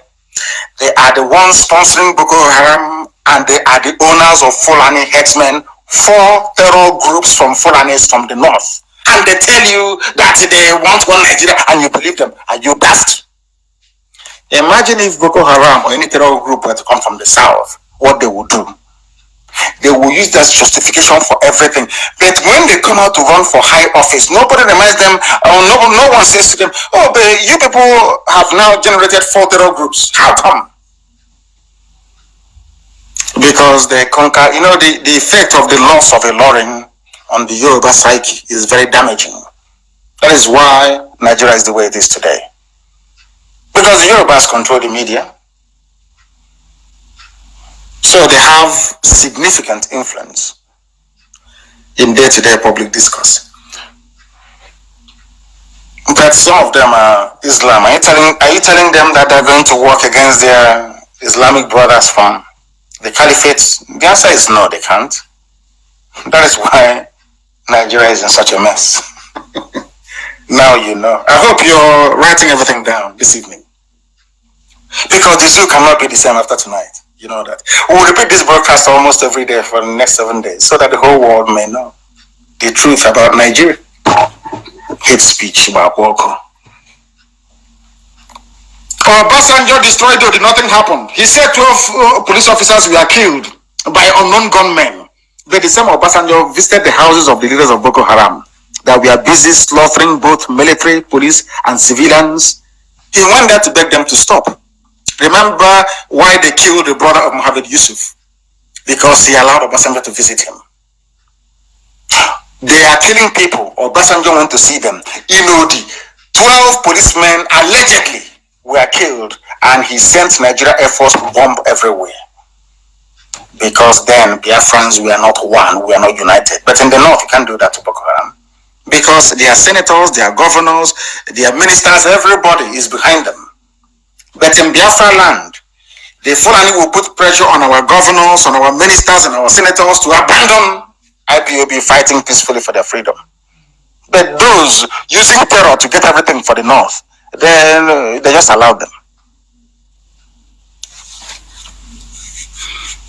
The same Obasanjo will visit Boko Haram. But in the case of Odi, they call it, he sent Air Force to kill every woman, man, and child. I hope you're following. This is how foolish we are.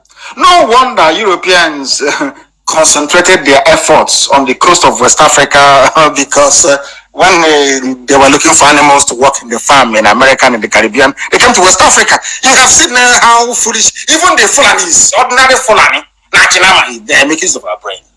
Fulani man will come to Ogoniland and tell you, see that Igbo man there that did nothing to you, he's your enemy, and you're busy fighting an Igbo man while Shell is busy destroying your land. Who is foolish? Unbelievable.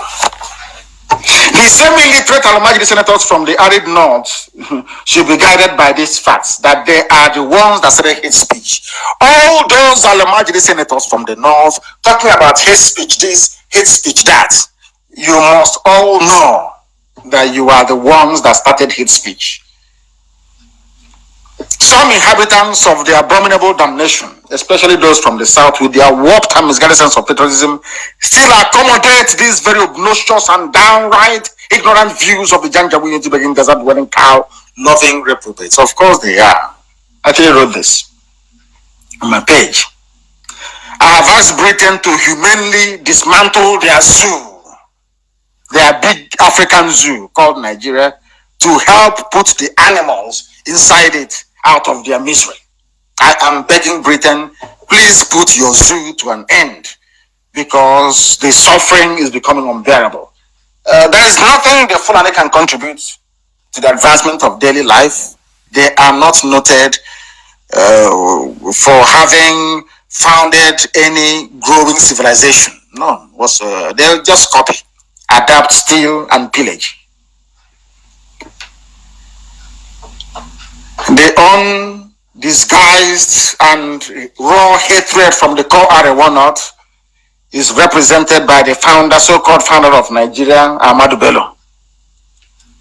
And even today, before we come on air, listen to this very carefully. There's a headline that came, 2023 presidency will vote for only northern candidate, irrespective of political party. This is the chairman of the Arewa Consultative Forum, which is the group that the Fulanis use to rule everybody else in the north. They are saying it openly. If this were said by a Biafran, they will say it's hate speech. How can you want to divide Nigeria? But they can say whatever they like. He is the acting chairman of Arewa Consultative Forum. His name is Alhaji Musa Liman Okwande. He said that Northerners will only vote for a presidential candidate of the North. Why then are you talking about one Nigeria then? I'm struggling to understand this. They have told you they don't want you. The only reason why there is Nigeria is because of the oil and gas coming from my father's compound. That's all there is to it. Nothing more, nothing less. They don't give a damn about you. And of course, for the age-long desire to dip the Quran in the Atlantic Ocean. He said this today in Lafia, Nasarawa State. I am expressing my opinion as a full-fledged northerner and a citizen of Nigeria. As a full-fledged northerner. That is how they trick all of you. I'm a Nigerian. Look at what Arewa Consultative Forum is saying about their preference. And that is the same Othman for the land, isn't it? And they will tell you, they will read the election, because INEC chairman is a Fulani man. So they will read the election and tell you it's the good of the European observers will come around. You know, the British ones that ran away from Gogi. When they saw dead bodies of Git coppers, they ran away. But they will go to Britain and they will write that the election was free and fair, apart from 2 polling stations somewhere in one local government by the corner of the road. There was a bit of a problem. But don't worry, that is not enough to nullify the whole vote. Black, Nijeji. Unbelievable. Unbelievable. Who made it possible? I have somebody must shoulder the blame. Who made it possible? Africa, Al Qaeda in the Maghreb, Fulani headsmen, and Boko Haram. But when you hear them talk about IPOB as a terror group, you will think that we have killed everybody on this earth.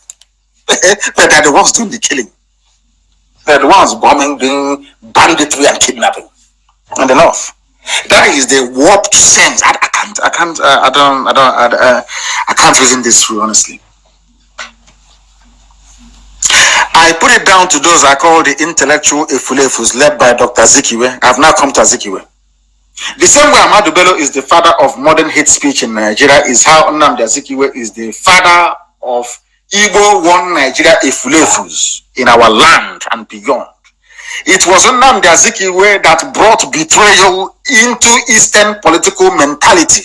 When you see the likes of your governors today and the likes of Ohanese Ndioshi, models of this world, when you see them behaving the way they do, when they come out and they say they're going to sabotage Biafra again, their granddaddy is Azikiwe. I've now given you the 3 names of those that founded Nigeria. Now tell me if you want to live in a house built by these men. They didn't found Nigeria, of course. Lugard did. 3 of them. This is the Efulefu. He believes in selling his own people. Anybody celebrating Nnamdi Azikiwe is daft and useless. You are beyond useless. You don't know anything. I'm not a crowd follower. I give you the facts and I defend it. And I shall do so tonight. Nnamdi Azikiwe was a traitor and no intellectual juggernaut has claimed. Rubbish. He's nothing. He was an appeaser and a man dominated by the desire to rule an empire he did not conquer. Look at the breed of traitors that Zeke produced and their children who are today either living in Lagos, Abuja, or in Kano or elsewhere. They are the most useless traitors and Fulani apologists we have. Who can dispute these very facts? The wickedness and spineless idiocy that had characterized Modos Ohaneze and the present crop of Ifulefus in government houses, they call themselves governors, all stem from the politics of treachery of Azikiwe. Don't take my word for it. We are going to hear from Azikiwe himself in his own words, because Nigerians are historical. They lack historical knowledge and wisdom. They are not properly tutored nor educated, and sometimes I think they can best be described as indulging in intellectual banditry and poor reasoning capacity. As go you too much, it's not very good. But I'm just telling you, Zeke of Africa, he was nothing. I want people to now listen to this very man called Zeke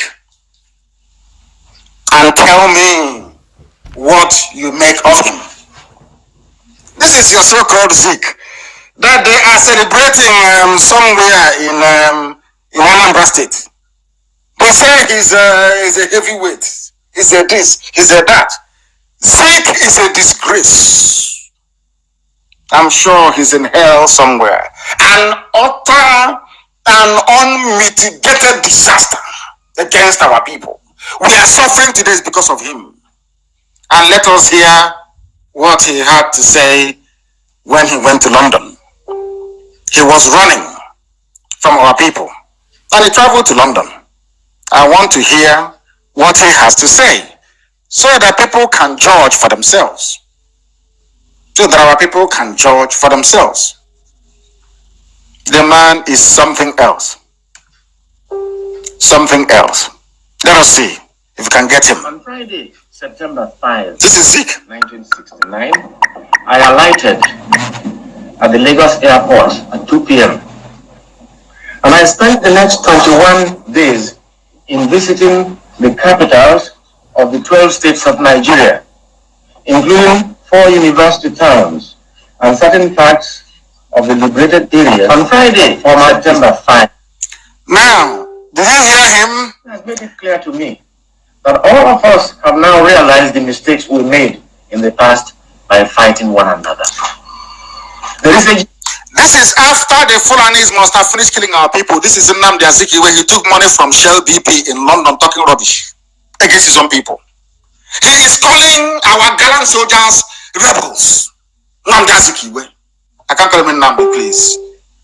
I can't. It is a very big shame. Very big shame. Azikiwe calling, oh my goodness, calling Ojukwu a rebel. Azikiwe, because Ojukwu did not give. The same thing they're doing today. He wants to be the leader. Anywhere he goes, he wants to rule. He wants to rule. He wants to be number one. Hausa people finally rejected him. He ran down to ask Ojukwu to vacate his office. The same thing he did to Eyoeta. Why did we have enmity before IPOB came? Was it because of Eyoeta? What this same man did to Eyoeta? Eyoeta was the head of government business in the East.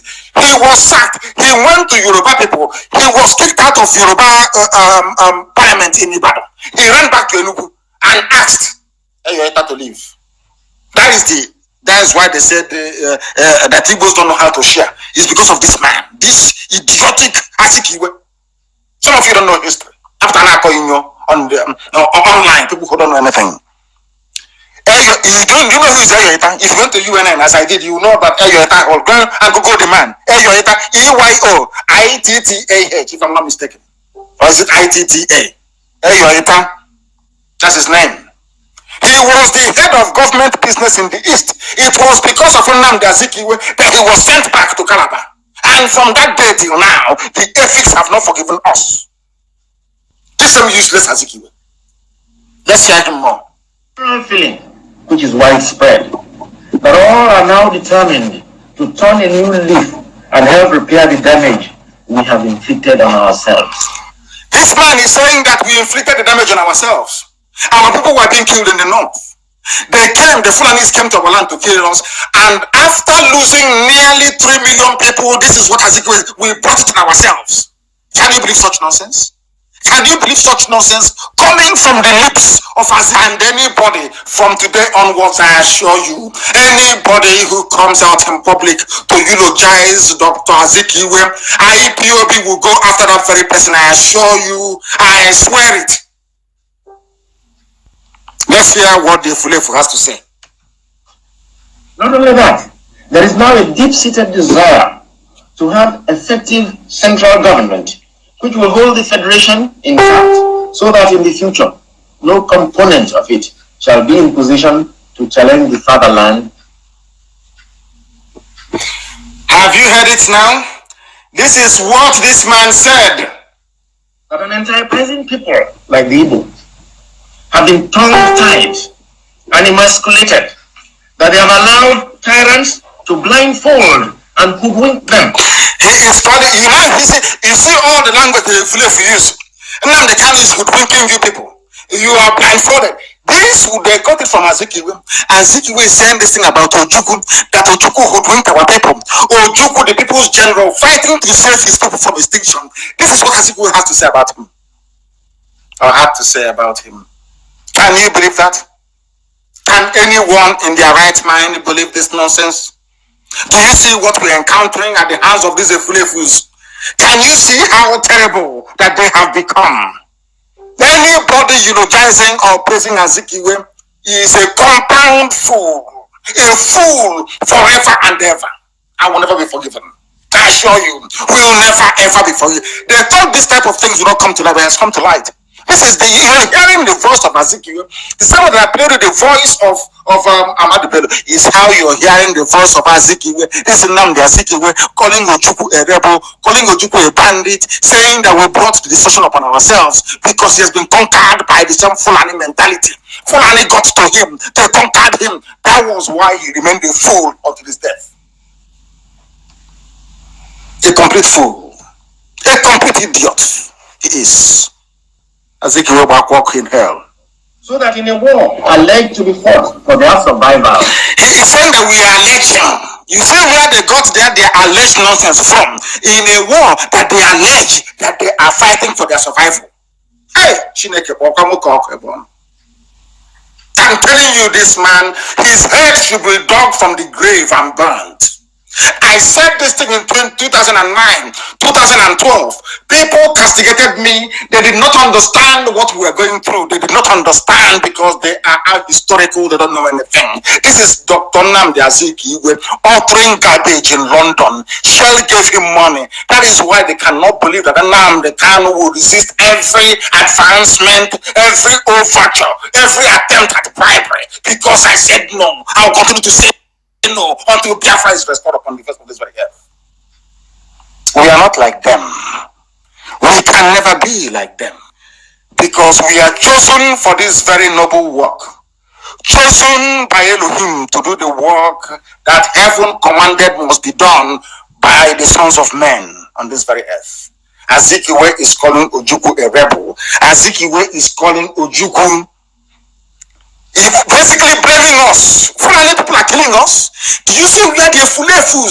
That is why when they kill IPOB family members, when they slaughter us, you have the same Fulefu from this line, from this breed, the same rubbish. You brought it on yourself. Why must you march? Why must you gather? Why must you assemble? The same idiots. You see where they got it from? You see where more they got his nonsense from? We hold them responsible. Now you understand. When I go hard against some of the Fulefus, the politicians, now you understand the reason why. I know them. I see them from a million miles. I've been preaching against this man, this Dr. Azikiwe, from the beginning. People didn't understand how evil this man was because he gave your father scholarship. When Awolowo was busy, not even scholarship, to one or two people, Awolowo was busy spreading scholarship everywhere in the West.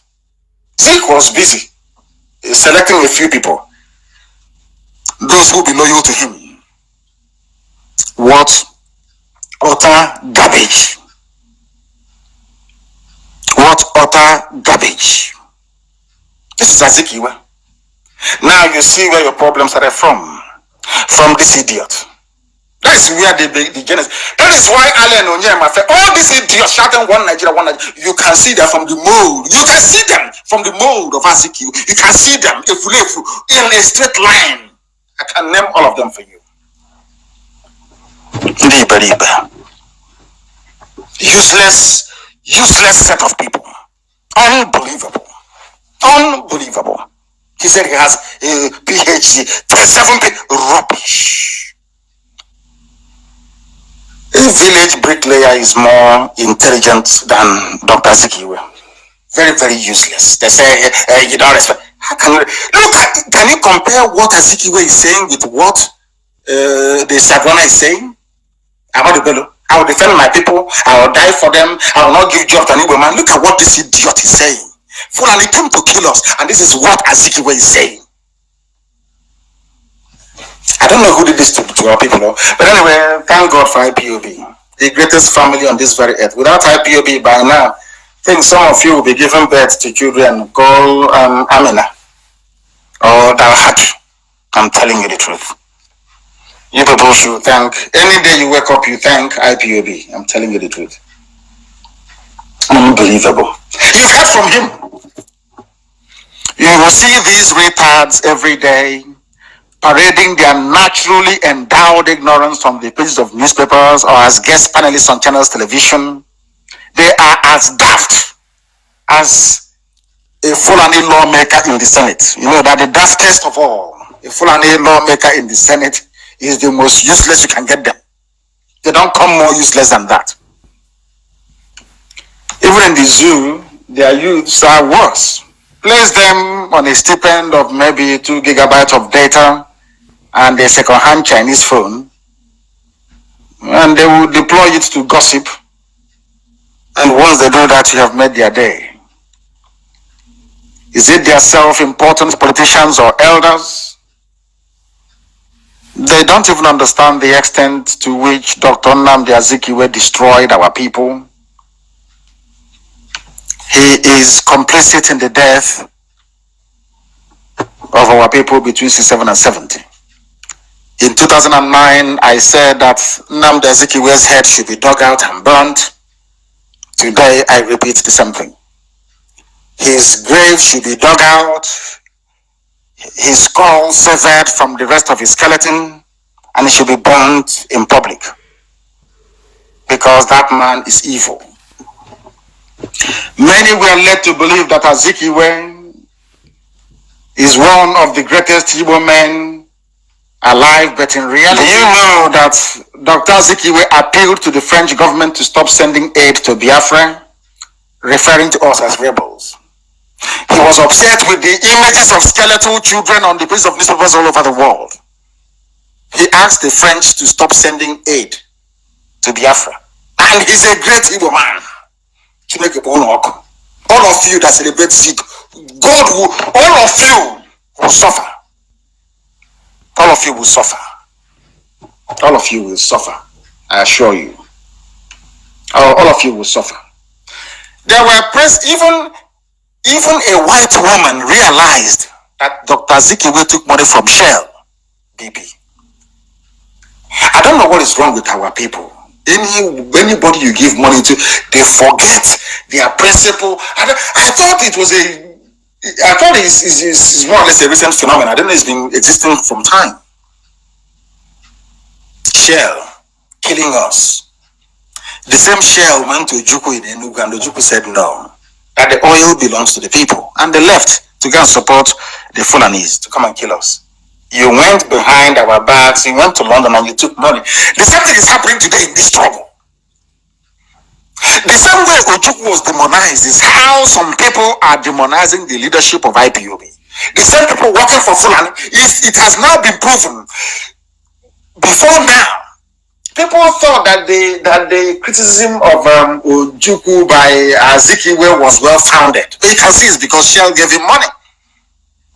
And I'm sure Amaka is putting up all those pictures with the placards and the posters. Very sad indeed. I have the transcript, and I think it will be published. The transcript of what Zik actually said. after everything he did. No wonder another Ifulefu, Willie Obiano, declared a public holiday for him. You know, birds of the same feather. And they flock together. See how useless they are? That drunkard declared public holiday. Fazikiwe, that put us in the mess we are in today. That tells you all you need to know. Only Professor Chinua Achebe, I'm telling you, anywhere he is, may his soul continue to rest in peace. The greatest mistake this generation will make will be to trust all these Efulefus. All of them, as you see them in the government, because they're handpicked. If you're not a loyal Fulani servant, they will never ever rig you into power. It's not possible. It's not done anywhere. They will never rig you into power unless you are a loyal Fulani servant. Let me now give you the names of our genuine frontline leaders in Biafra land. Genuine frontline leaders in Biafra land. One is Mazim Bono Jike. Write it down. People talk about leaders. I'm giving you the names of our leaders. Mazim Bono Jike, Dr. Michael Okpara, Brigadier Timothy Onwatwebu, Colonel Joe Achuzia, the great Hannibal, Dim Chukwemeko Odumegwu Ojukwu, the greatest of them all. The greatest of them all. The greatest is Ojukwu, the number one of them all. Philip Effiong, Dr. Kanu Ibiam, Professor Eninjoko, and Sam Mbakwe.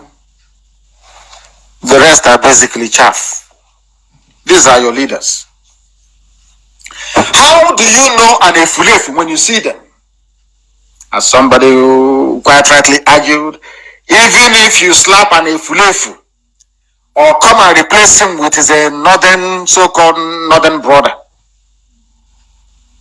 they will still tell he's not tribal. Remember the case of the Chief Justice. What's his name again? Somebody needs to remind me. Our brother that was removed, the Biafran that was removed before the Fulani put in their own Sharia Chief Justice of the Federation. I need the name, please. It escaped me. I need somebody to give me the name of our... I need the name of our... The Chief Justice. I'm not getting it. What is going on? Is there any delay or what? I need the name of the Chief Justice that was replaced. I need his name, please. By the Fulani Sharia Pawantapa. Did they say anything? It just ended. His name is Onogen. Thank you very much. Ikechuku. His name is Onogen. Remember Justice Onogen that was removed to pave the way. And Justice Onogen, before he was talking about one Nigeria, how to keep Nigeria one, how to make Nigeria one big happy family. And they removed him after 2 weeks. After 2 weeks, Atopia. They brought in a show. Nobody complained. So you're telling me that in the zoo,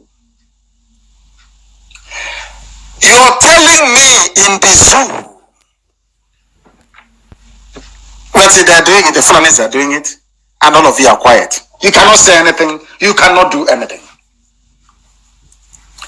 It is very, very sad indeed.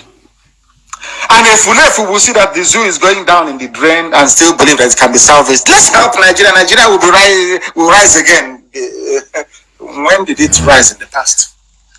When was it written anywhere that Nigeria was ever great?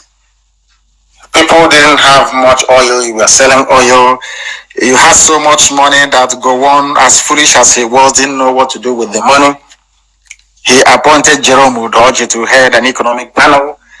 And Jerome Udoji, look at a black man trying to practice Keynesian economics, which is demand-side economics. He felt that if you pay workers 4 times their salary, that somehow they will stimulate demand and growth in the economy, not knowing that he was in Africa.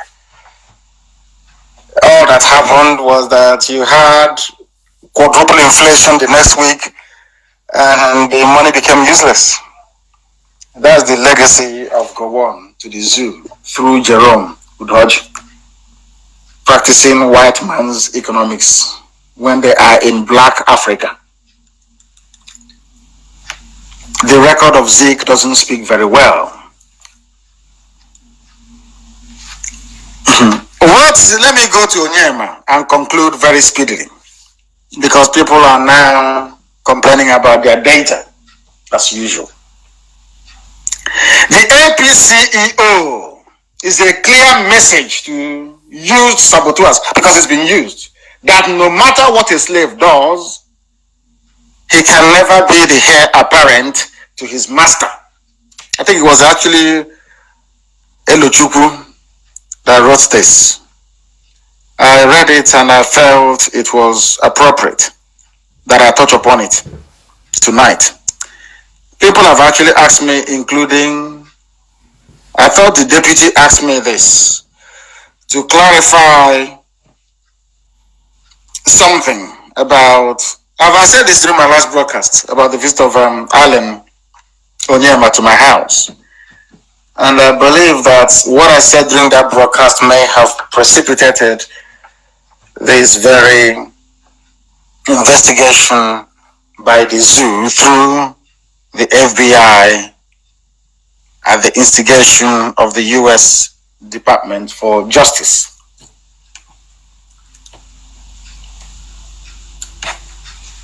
What some people do not know is that Alan Onyema came to my house.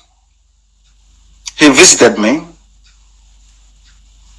and we talked about the zoo and what was happening in the zoo.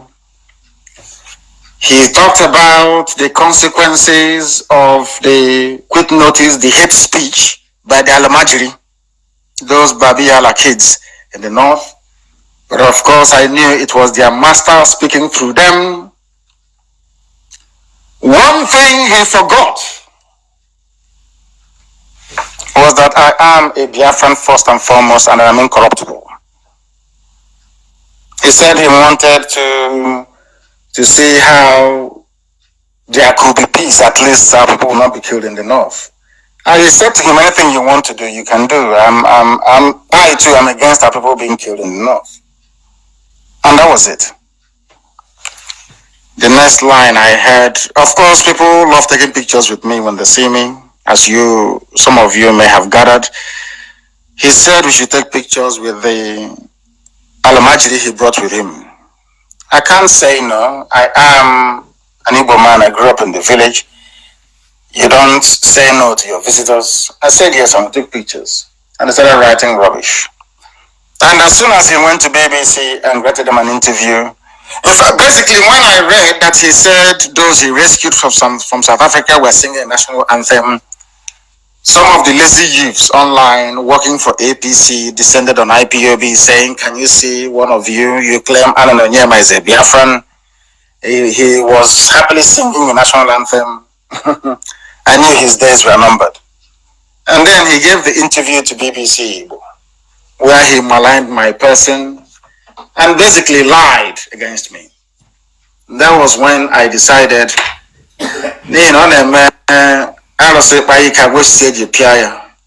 that I know more about him than he can ever imagine. That was when they decided to move after him. So one of them wrote actually online, his name is Muhammad Al-Haji Danjuma. I think he came to my house as well with Alan. Today we paid our brother Nnamdi Kanu a visit, and out of deference to my brother Onyema and my humble self, we agreed to stop any hate speech or action that will promote violence. I told you about Fulani. They are the ones that made the hate speech against the Igbos living in the north. He came to my house and he's gone back and he's writing that we all agreed to stop any hate speech.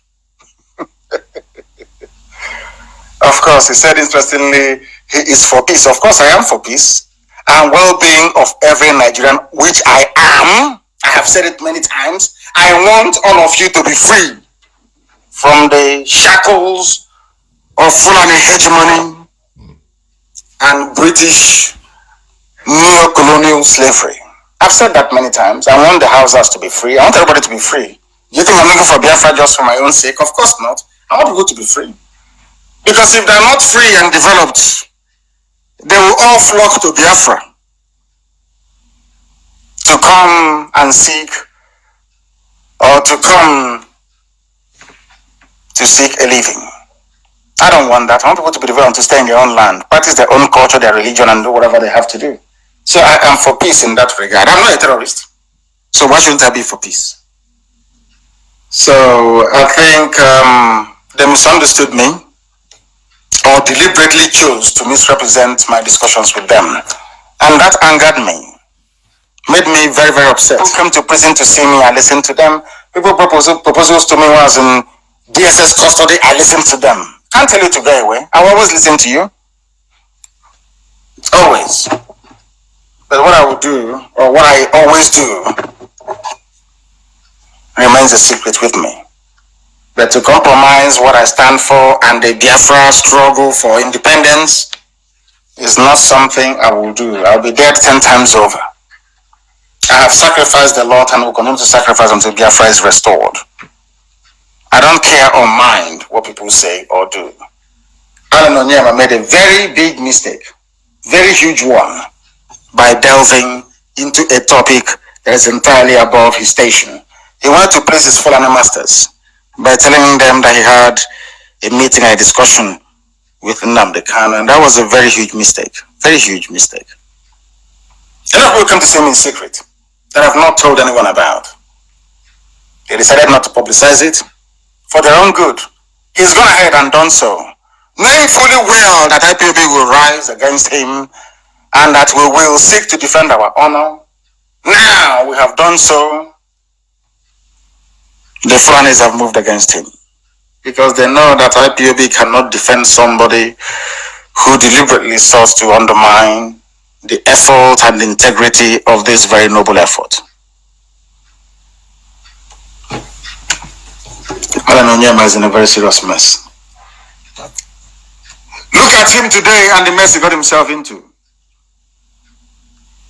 The Fulanis, who are the greatest looters we have, they are in charge of EFCC. Ibrahim Lamode, have you forgotten? Look at all the criminal Fulani people. What do they know? They're not educated. They forge certificates, all of them. They rig themselves into power, or they appoint themselves into power in a so-called democracy. How many of them have been charged by the US government? And I want to ask the US Department for Justice, or whatever they call themselves. How many of Fulani people have you charged? The time Omar Diko was in London, Omar Diko ran away with a mobile bank. Omar Diko ran away with almost 5 billion pounds in those days. That money could feed the whole of Africa. Are the children not enjoying the money today? Some of you may be too young to remember a man called Ibrahim Taher. He was the Minister of Communications, a Fulani man. They stole Nitel dry and set the building alight. Nitel building in Marina, in Lagos. That was how much money they stole. Marudika was Minister for Transport. Remember Akinloye and his champagne? Akinloye was importing champagne in his name. Some of you have forgotten all this. These are the looters and the criminals you have. Oh, I was a Fulani. I wouldn't say I was a, please, I do apologize to Hausa people. They're all Fulani. All of them. By none. Buhari, when he was alive during the reign of Abacha, was in charge of PTF. How about the 57 suitcases? You've forgotten, haven't you? Buhari was in charge of PTF, and he stole it dry because Abacha used it to launder money. You have all forgotten. Nobody's squaring them, nobody's investigating them. Alan Onyema abused the privilege I granted him by allowing him to come into my sitting room to sit down with me to have a discussion. And from there, he felt he could leverage that very encounter to endear himself to the Northerners. And they have turned around and rejected him. That is his business. I want to ask the United States Justice Department How many Fulani looters of the treasury have you indicted? I want to also ask the U.S. Department for Justice and the FBI, are you not aware that Tinubu was a drug dealer in Chicago? Did you not see the bullion van that went to Tinubu's house on the eve of the elections? Have you charged him? I also want to ask the U.S. Department for Justice if they have not heard about Aisha Buhari and his involvement with Halliburton, the bribery scandal. You've not investigated any of those, but you want to investigate Allen Onyema because he's Igbo, because he's seen to be successful, and because he went against IPOB again, which is a lapse in judgment on his part. But let us see how the whole thing plays out. We are not a fan of people that indulge in criminality.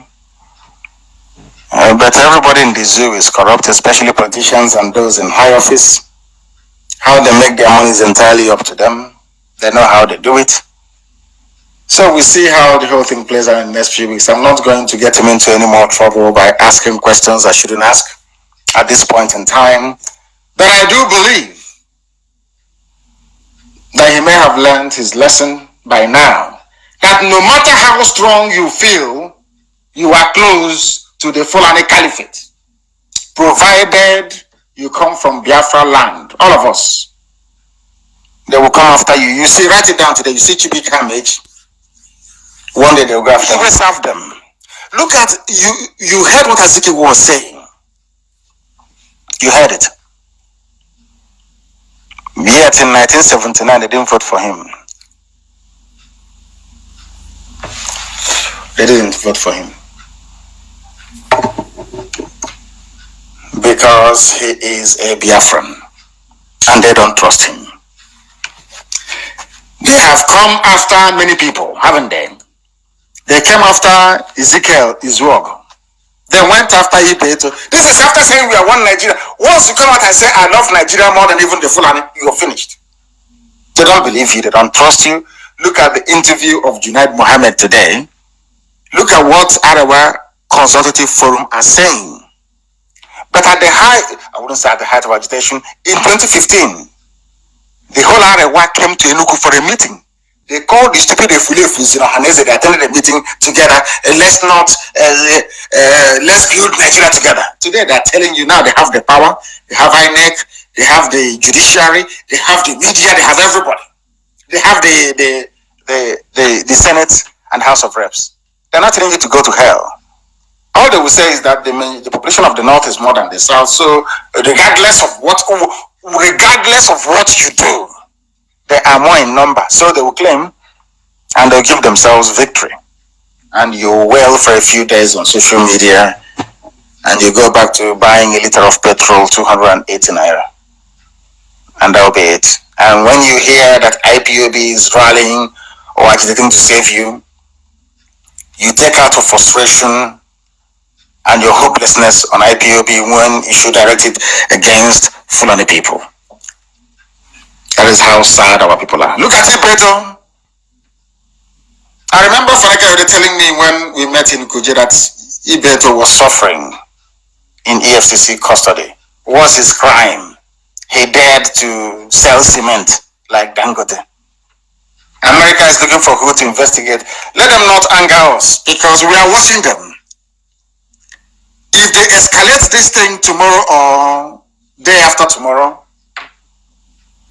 then we'll all give FBI the names of those to investigate and where their money is, where they banked all the money that they looted from the zoo. That is something that they must understand. That is something they must know. We are not going to give up. Not now, not tomorrow, not ever. We will not surrender Ireland to them. Of course not, we won't. Because as I said before, I grew up in the village. So we'll deal with the enemies of our people first, and then we'll deal with Ireland later. But right now, we are going to defend him. We will defend him. And from tomorrow, we'll give FBI the names of those to investigate. People that actually looted the treasury. And be rest assured that Babangida's name will be there. When we submit your name, we'll also tell them where to find the money that you looted from the treasury. So since FBI is now interested in tackling corruption in the zoo, we welcome them. We welcome them with open arms. We are now going to give them the names of those to investigate. Every Fulani, Alamajiri, criminal, looter, be rest assured that your names will be going up to FBI and to United States Department for Justice. And if they fail to investigate, then we will make the case that Onyema's case is victimization, a continuation of the economic emasculation of the Biafran people, which we will not tolerate. Some of you will sit at home, some will be gossiping, but I can assure you that I will be meeting those that matter face to face in America, discussing these very issues in the next few days. So we'll defend Allen, but I'm sure he's learned his lessons. Don't lie against IPOB or myself, or else you get yourself into trouble. Don't try the nonsense you pulled next time. And Allen Onyema is the very last amnesty we are going to grant anybody. Any Ifulefu caught up in one Nigeria mess, from today onwards, we will not defend that very person. Unless you identify with Biafra. Unless you identify with IPOB. If you don't identify with IPOB and with Biafra, we will not defend you in the future. As simple as that. Then you will bear your cross. It is as simple as that. Innocent, we defended. Ibeto, we tried our best. They pulled down or they tried to frustrate Bat Naji as well. The list is endless. And as one of our brothers wrote very movingly, Agunze Onwoka, only a fool would want one Nigeria. Only a fool will want one Nigeria. No sensible person will want one Nigeria. Allen Onyema served the zoo and now has come back with shame. But we must defend him. We must defend him because the Almajiris don't in packs. That is something that you must not accusing those governing or ruling the zoo in the name of Buhari. They accuse them of oppression, intimidation, disregard for the rule of law. Also, the American people will be hearing about this and how much that Abacha has made. They have opened up a can of worms, I'm telling you. Because FBI will investigate, is it Yusuf Buhari? What is Buhari's son's name? The fourth richest person in Africa. FBI is going to investigate him and investigate Aisha as well. We'll make sure it happens. You know, in the USA, they follow due process. Once the complaint comes in, it has merit, they will investigate. So it is not just Onyema. No, whoever suggested that Onyema should be investigated, you've made the worst mistake of your life. Every Alamajiri, every Fulani, every criminal in the zoo will be investigated, including Tinubu. Everybody. Since they have started, everybody, we will supply them with every information they need. So they shouldn't worry. Since FBI wants to come in to dabble into into, I wouldn't say Biafra because Onyema doesn't even support Biafra. Since they want to continue where they stopped, where some parts of the Western world left off after 1970, after killing 3.6 million of us, you took our money, you removed us from every sphere of influence in Nigeria, and now the few people we have that can afford 3 square meal in a day, you want to destroy their businesses. Maybe so Dangote can float an airline. You destroyed it, but Dangote started enjoying monopoly. Our people don't reason very well. They don't want to see any of you as a millionaire. They don't want to see us rich. As long as you have your little spare parts shop, or you're selling crayfish, or you're selling 4 sticks of stockfish in 2 months, they're okay with it. So that way you'll be asking for one Nigeria, clamoring for one Nigeria. So when they get an Ifulefu and empower him or her, they come to the village, all of you be doing rankadede. The FBI rather should prepare for IPOB, because we have the names of all the looters in the zoo called Nigeria. They are going to be very busy. Very, very busy indeed. We assure them, unless they drop the charges. If by tomorrow morning, we see in Yoruba newspapers, Allen this, Allen that.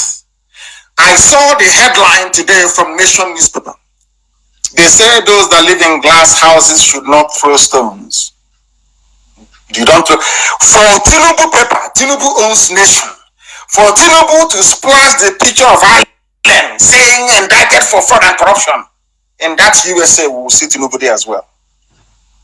We have the resources to mount whatever investigation we like. This is IPOB. So we ask them, the Fulani Caliphate, those in EFCC setting up special panel to probe Allen. No, you will not do that. Allen made a mistake. He messed up. That is true. But he's a Biafran. Are we going to throw him to the wolves? To devour him? Of course not. We're not going to do that. We defend our own. As Ahmadu Bello would defend every northerner. To the point of not even appointing an Igbo person. He said it openly. Instead of me to appoint an Igbo man, I'll appoint a white man. So we must learn to defend our own. But let me repeat that this is the last time we will do this. If you come out again, any of you, if we come out again to say one useless thing about Biafra, or try to eulogize your one Nigeria, or preach one Nigeria, if you get into trouble, IPOB will not defend you again. We go to the issue of the people that is having a referendum, because rather very sadly, our people don't quite understand the meaning of referendum, especially those in the zoo. A very small region of Ethiopia have just become autonomous, or should I say independent. And when I was contemplating the reason why Ethiopia will grant one of their regions the chance to express their will via a referendum, something struck me. That if Ethiopia is the only country in Africa not colonized by the West, perhaps they have a different way of reasoning. It is only in the zoo that the media will not tell you that Ethiopians recently held a referendum to create a new state for their Sidama minority group. As I was saying, now I know why Ethiopia was not colonized. They reasoned differently. Compare Ethiopia with the British zoo called Nigeria and tell me if you cannot see any difference.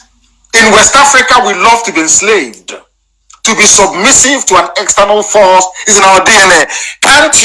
Do you know why they kept coming to the bite of Biafra to empty people across the whole of West Africa? Whites. Do you know why? Because we are submissive. to extend. We only have strength when it comes to your fellow brothers. You have strength and energy. You'll be doing videos morning, noon, and night, writing junk all over the place. When it comes to fighting an external enemy, no, you're not good at it. My question tonight is this: why do we love to be slaves? Why? A tiny portion of Ethiopia is independent because they all came out and fought for it. Because we know that independence is agitation is a very expensive business, of course it is. Everybody must rise up to make sure that we free ourselves from the bondage called zoo. We are the people being sold in Libya. We are abused all over North Africa. We are killed in Arabia. We are dehumanized in Europe. We are spat upon in America. We are imprisoned in Asia. And we are used as lab animals in South America. We are deported from Australia. Yet we have failed to acquire any self-pride or to even look at ourselves as equal human beings to all these people who are dehumanizing us. Nigerians, or should I say the youths of the shameless British created zoo called Nigeria, are preoccupied with watching Big Brother, gossiping and praising election riggers instead of fighting for their right. They keep copying the lazy Almajiri lifestyle of the North, the same lifestyle the Fulanis used to render Hausa youths useless. Some of you don't know it, that it was the deliberate policy of the North to stop their people from going to school during the early years of the zoo. To the Nigerian youth, I say to you, your mates are in Hong Kong, in Bolivia, in Honduras, in France, and all over the world, fighting for a better life for themselves and their children. But in the zoo, you are placed on 2,000 naira of data every week by a politician to be gossiping your life away. People are protesting violently all over the world, but the average zoo lazy youth is nonchalant, docile, and sheepish. They fight themselves on social media. But tomorrow you will go to the embassy of all these people, all these youths, your age mates, fighting for a better country. Tomorrow you will go to their embassy to ask to beg for visa. But when they were busy sacrificing their lives to make their country better, you were busy burning your data on Babcock College sex video and promoting mediocrity, hailing election riggers and putting your trust in a worthless PVC. And if you tell them to open their mind to the fact that a referendum will happen, they tell you that it is war. Referendum to them is war. They don't know that referendum is a pure democratic process through which people decide what happens in their society. Ethiopia is one. That is why Channels TV will not report it. Because to them, it is better to say that a call for referendum is a call for war. But will they learn? I very much doubt it. You've been with us for nearly 3 hours this very evening, and I pray that you will join us in the near future for another live broadcast. But in the interim, I would like you to ponder and to reflect upon what you've heard this evening, and pray to Chukwukika Biama to give you the wisdom, the knowledge, and the discerning mind to appreciate what you've heard and to be able to act upon it. As always, Radio Biafra is an exceptional platform. Here is where we worship. On Radio Biafra is where we worship. Because Biafra is our religion and Chukwukika Biama is our God. From me, from here, it is good evening.